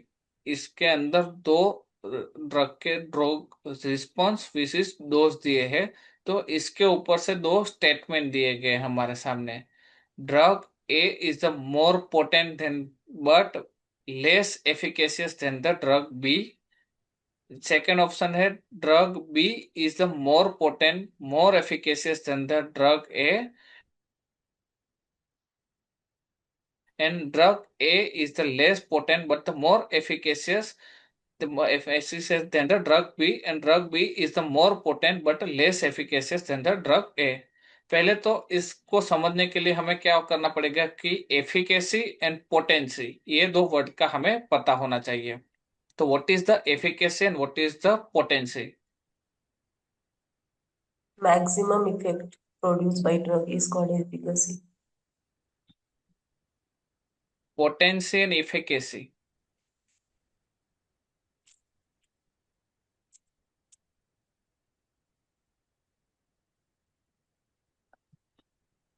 देखो, पोटेंसी के अंदर मतलब ड्रग कितना हमें इफेक्ट दिखाएगी, कम डोज के अंदर ज्यादा इफेक्ट दिखाएगी कि ज्यादा डोज के अंदर कम इफेक्ट दिखाएगी, वो सारी पोटेंसी के ऊपर. और एफिकेसी के अंदर वो कितनी बाइंड हो रही है रिसेप्टर के साथ, जितनी उसकी बाइंडिंग कैपेसिटी कितनी है, वो उसको एफिकेसी बोलते हैं. तो पहला सेंटेंस में क्या दिया है? Drug A is a more potent but less efficacious than the drug B. मतलब जिसका डोज कम है, सपोज के इधर डोज है 5 mg, जबकि इधर डोज है 10 mg. ये 10 mg डोज पे सपोज के ड्रग है, वो हमें सपोज के हार्ट रेट है वो 100 हार्ट रेट तक बढ़ा रही है. जबकि हमारी जो ए ड्रग है वो क्या होती है कि सपोज के 5 mg के माध्यम से ही हमें सिर्फ 100 हार्ट रेट मिल जाते हैं. तो आपको पता चल गया कि ए में पोटेंसी ज्यादा है कि ए ड्रग को हम कम भी देंगे, सपोज के 5 mg ड्रग ही हमें, एक ए ड्रग है जो हमने 5 mg ड्रग ही दी, तो भी हमारी जो डिलीशियस इफेक्ट है सपोज के 100 तक हार्ट रेट पहुंचाने, वो हमें पहुंचा जाते हैं. जबकि अगर हम बी ड्रग दे रहे तो बी ड्रग को हमें कितना देना पड़ा है? 10 mg तक सपोज के देना पड़ता है. तो वो 10 mg, तो क्या हुआ कि 5 से ये बहुत ज्यादा हो गई. तो इसकी वजह से क्या होगा, ए का जो पोटेंसी है वो मोर हो जाएगा. तो इसका पहला सेंटेंस में ही क्या दिया है? Drug is the more potent but less efficacious than the drug B. मतलब ए है वो मोर पोटेंट है, इतना तो हमें पता चल गया. अब एफिकेसी देखो. तो एफिकेसी के अंदर देखोगे कि आप धीरे धीरे इसका डोज बढ़ाते जाते हो. सपोज के ये 5 mg है, तो ये 5 mg तक आपको 100 तक आपको को हार्ट रेट बढ़ा के देगा. लेकिन यही ड्रग को अगर मैं 10 mg करूंगा, फिर भी ये 100 तक ही अटक गया. मतलब 100 से ऊपर उसकी एफिकेसी हमें नहीं दिखने को मिली. एक बार 100 हो गया तो बाद में वो रिसेप्टर के साथ बाइंड नहीं हो पाती है और ना ही उसको एक्टिवेट करनी है. लेकिन जो हमारी बी ड्रग है, वो सपोज के मैं 5 से लेके 10 भी करूँ ना, तो इधर जैसे जैसे मतलब डोज बढ़ाता जाता हूँ तो उसकी 100 से लेके इधर सपोज के तो 120 हार्ट रेट है. तो 120 हार्ट रेट तक पहुंचाने के लिए मेरी ए ड्रग काम नहीं करेगी, मतलब ए के अंदर रिस्पॉन्स मेरे को नहीं मिलेगा. जबकि बी ड्रग अगर मैं दूंगा तो इसके अंदर मेरे को 120 हार्ट रेट अचीव होता जाता है. तो इसके अंदर क्या होता है कि बी ड्रग है वो ज्यादा एफिकेशियस है. तो इसके अंदर क्या आएगा? Drug A is the more potent but less efficacious than the drug B. इसके अंदर किसी को कंफ्यूजन हो तो मेरे को एक बार बता दो.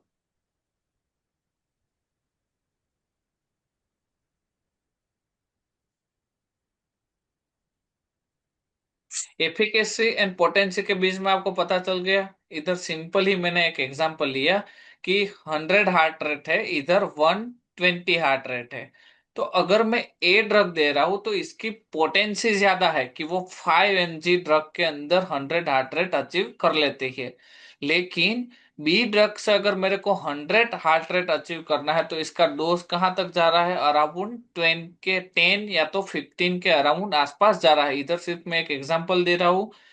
अगर वही ड्रग को अगर मेरे को ज्यादा भी दूंगा तो भी ए ड्रग के अंदर मेरे को 120 हार्ट रेट नहीं मिल पाते हैं. कितना भी मैं डोज बढ़ा लूं, मैक्सिमम से लेके मैक्सिमम 100 तक ही उसके हार्ट रेट मेरे को मिल रहे हैं.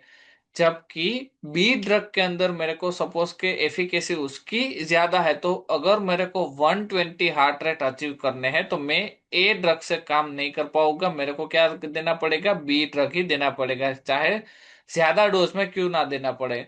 तो उसकी पोटेंसी लेस है बी ड्रग की, लेकिन उसकी एफिकेसी है वो ए ड्रग से ज्यादा है।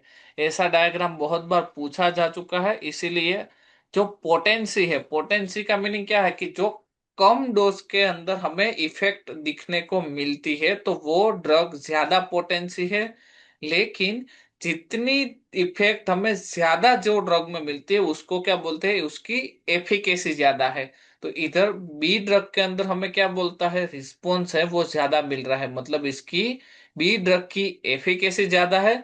लब जबकि ए जो ड्रग है उसका डोज कम है, कम डोज के अंदर हमें अच्छे से इफेक्ट मिल रही है। जो हमारे लिए कम इफेक्ट तो कम इफेक्ट लेकिन हमें मिल रही है, तो ये कम डोज के अंदर हमें इफेक्ट दे रही है, मतलब उसकी पोटेंसी ज्यादा है। तो इसके अंदर ऑप्शन आएगा drug A is more potent but less efficacious than the drug B. अब इसके अंदर मैच इन द फॉलोइंग्स करना है कि पिनोबेंटेन वो एपिलेप्सी के अंदर कौन सी ड्रग यूज करोगे। इधर क्लिनिकल इंडिकेटर दिए है और इधर दूसरी साइड ड्रग दिया हुआ है। तो इसके अंदर कोई मेरे को बता पाएगा?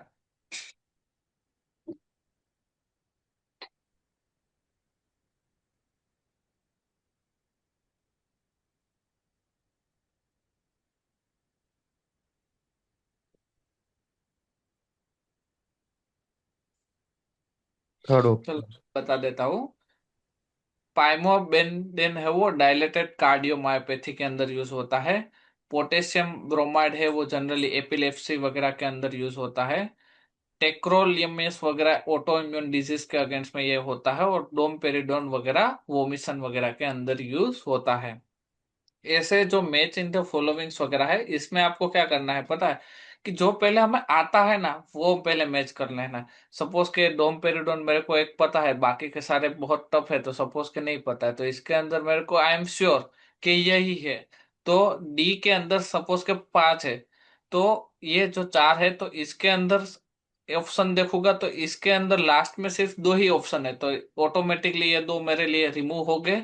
तो इसके ऊपर से अगर सपोज 1 या तो 2, इस एक या तो दूसरा अगर सपोज के पता होगा तो इसके ऊपर से भी मैं मैच इन द फॉलोइंग्स कर पाऊंगा।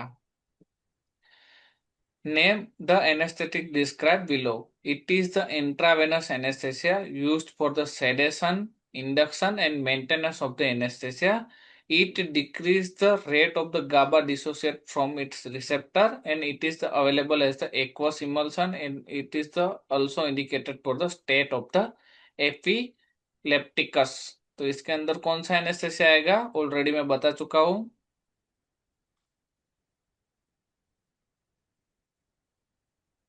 propofol, next.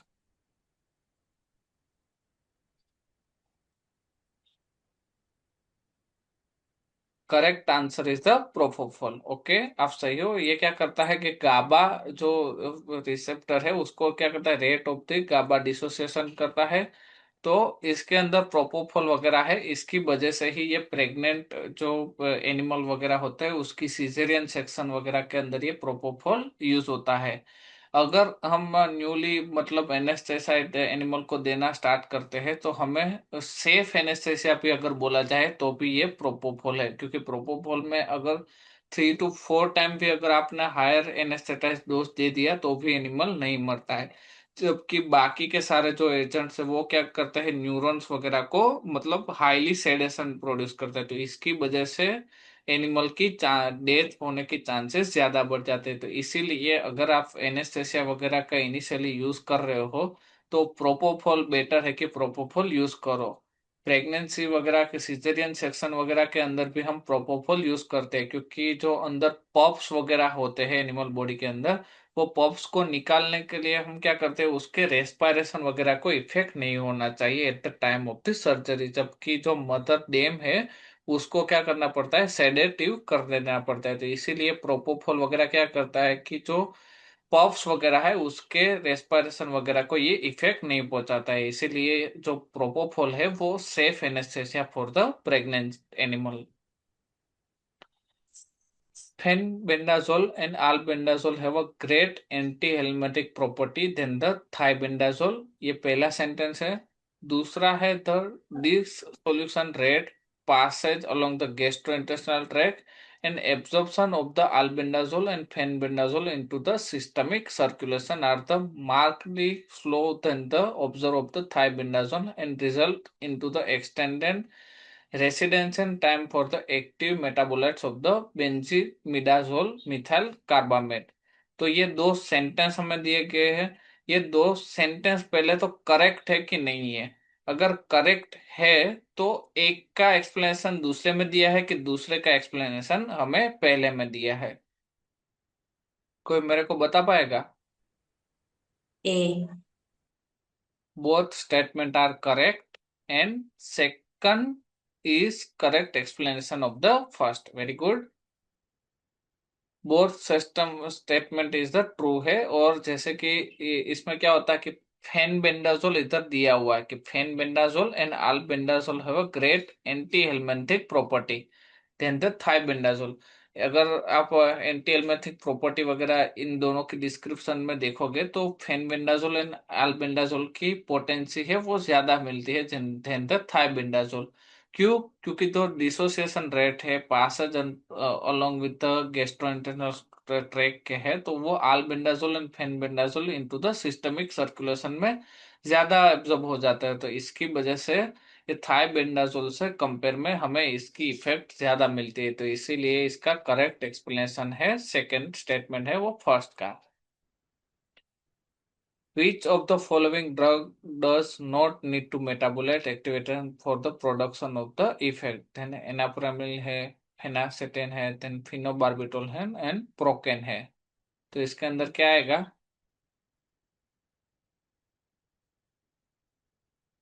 इसमें से कौन से ड्रग है जो एक्टिवली मेटाबोलाइट्स नहीं आएगा? जनरली जो फिनोबार्बिटोल है एंड प्रोकेन है ये ड्रग है वो नॉट मेटाबोलाइट्स जब they do not need to metabolite. जबकि एनरापेनिन वगैरह है इसका भी मेटाबॉलिज्म रिक्वायर्ड है। देन फिनासेटिन है इसका भी मेटाबोलाइट्स एक्टिवेशन रिक्वायर्ड है। जबकि फिनोबार्बिटोल एंड प्रोकेन है इसका कोई मेटाबॉलिज्म रिक्वायर्ड नहीं है। प्रोकेन वगैरह भी हम as a local anaesthetic directly देते हैं और फिनोबार्बिटन वगैरह भी हम डायरेक्टली इटसेल्फ एक्टिव ड्रग देते हैं। Match the drug which there mechanism of action. इसके अंदर मैंने पहले भी बोला था कि एग्जाम में आपको 4 क्लासिफिकेशन पढ़ के जाना है। वो क्लासिफिकेशन में से आपको आई एम श्योर कि 3 या तो 2 से 3 क्वेश्चन तो आएंगे या तो मैच इन द फॉलोइंग्स होगा या तो फिर एज अ एंटीडोट के रूप में दिया जाएगा। तो इसके अंदर भी एज अ मतलब देखोगे तो फेनेलापिन वो अल्फा 1 रिसेप्टर एगोनिस्ट है। योहिम्बिन है वो अल्फा 2 रिसेप्टर एंटागोनिस्ट है। क्लेनब्यूटामोल है वो बीटा 2 रिसेप्टर एगोनिस्ट है एंड मेटोप्रोफोल है वो बीटा 1 रिसेप्टर एंटागोनिस्ट है। तो ये जो अलग अलग इसका जो मैच इन द फॉलोइंग है इसका आंसर है। ए के सामने 5, बी के सामने 1, सी के सामने 2 और डी के सामने 3। Which of the following sulfonamide are used for the tropical effect? इसमें से कौन सी ऐसी सल्फोनेमाइड है वो एज अ ट्रॉपिकल हम यूज कर सकते हैं? तो कोई मेरे को बता पाएगा?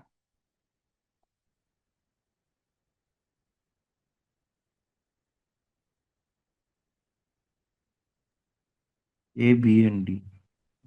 Okay, A, B, and D.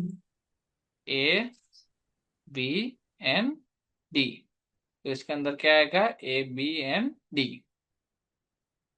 Sulpho सयाजिन वगैरह है वो हम ट्रॉपिकली यूज कर सकते हैं जैसे एंटी माइक्रोबियल बर्न वुंड वगैरह के अंदर सिल्वर सल्फर डायजिन वगैरह आता है।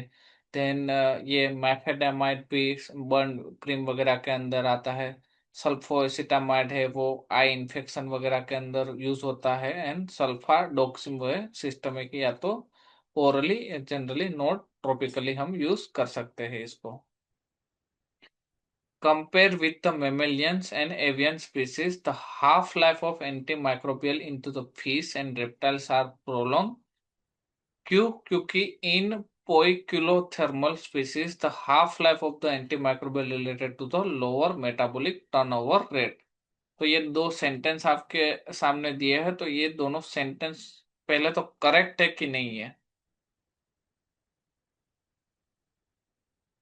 और इसका एक्सप्लेनेशन दिया हुआ है कि एक सेंटेंस है वो दूसरा दूसरा सेंटेंस है वो पहले का एक्सप्लेनेशन है कि नहीं है, ये हमें देखना है।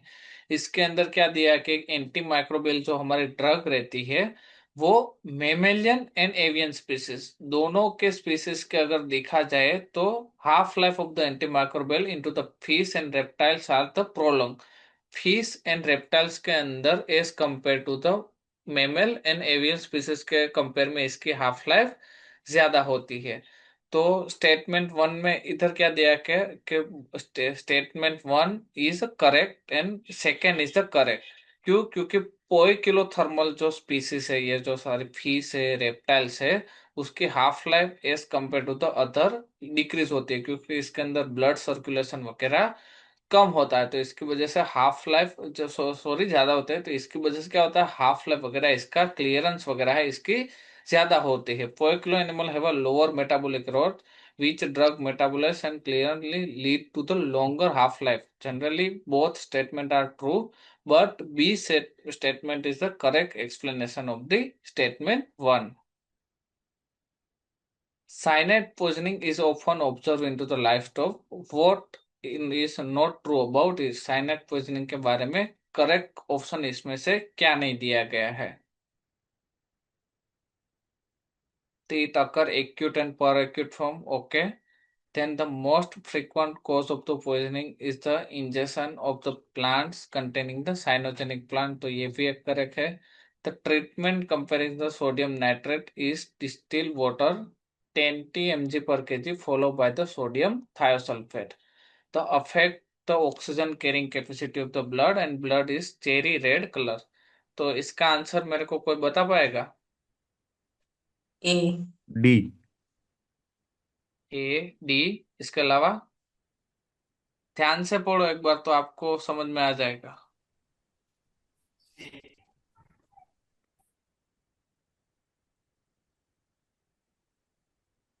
एक नॉट ट्रू लिखा है, ट्रू नहीं लिखा है।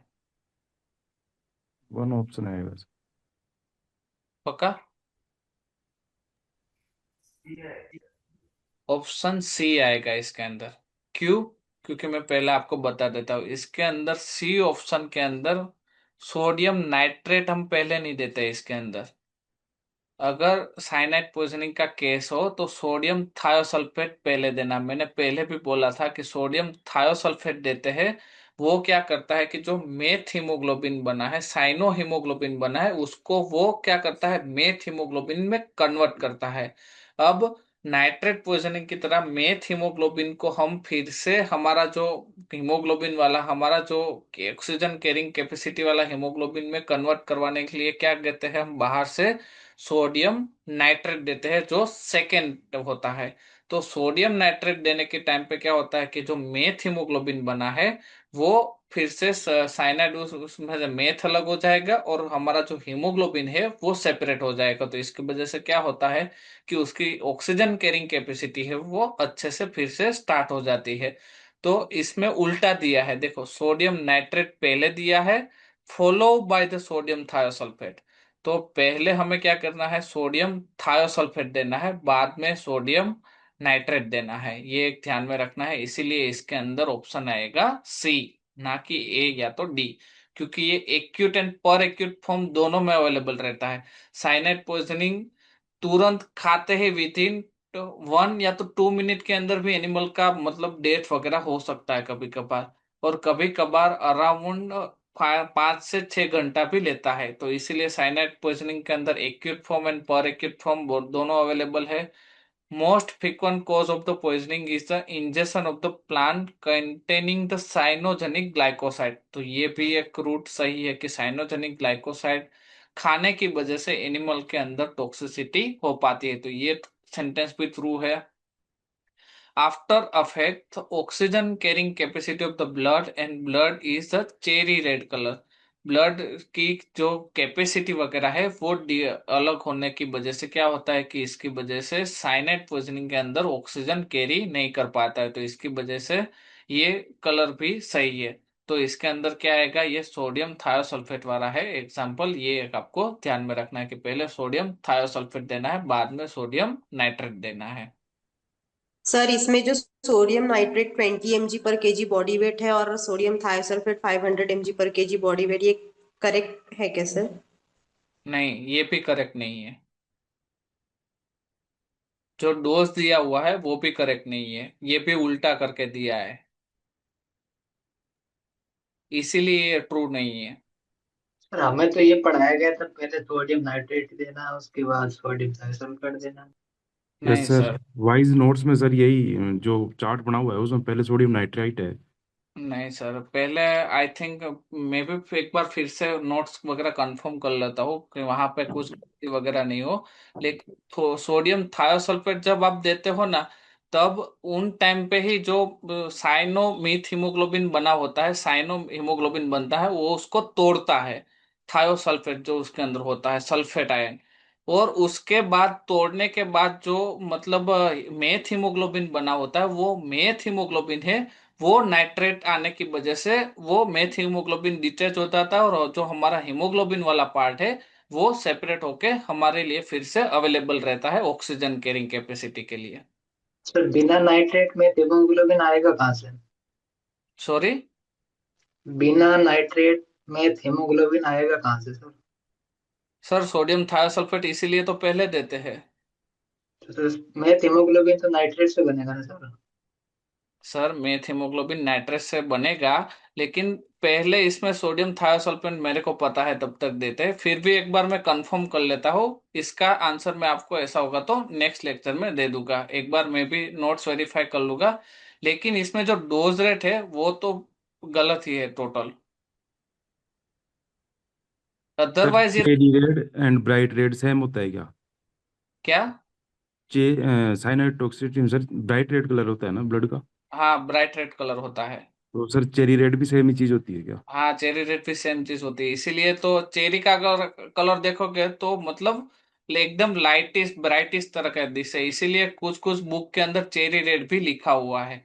तो इसीलिए पर एक्यूट फॉर्म वाला सेंटेंस भी इधर सही है, ये भी सही है, और साइनोजेनिक प्लांट वाला भी सही है। इधर ये है नहीं डोज रेट में, एंड वो फॉलो बाय करके जो ये सेंटेंस दिया हुआ है, इसके अंदर ये गलती दी गई है, इसीलिए ये सेंटेंस इसका आंसर में ये आया है। और इसकी आंसर की भी मैंने देखी है, तो इसके अंदर ये आंसर इसीलिए वो जो एग्जामिनर का जो बाद में आंसर की वगैरह रिलीज होती है, तो इसके अंदर भी ये सेम चीज दी गई हुई है। ठीक है, फिर भी मैं एक बार कंफर्म करके नेक्स्ट जो हमारा लेक्चर होगा नेक्स्ट थर्सडे को, उसके अंदर मैं आपको रीजनिंग के साथ बुक में से दिखा दूंगा। ठीक है।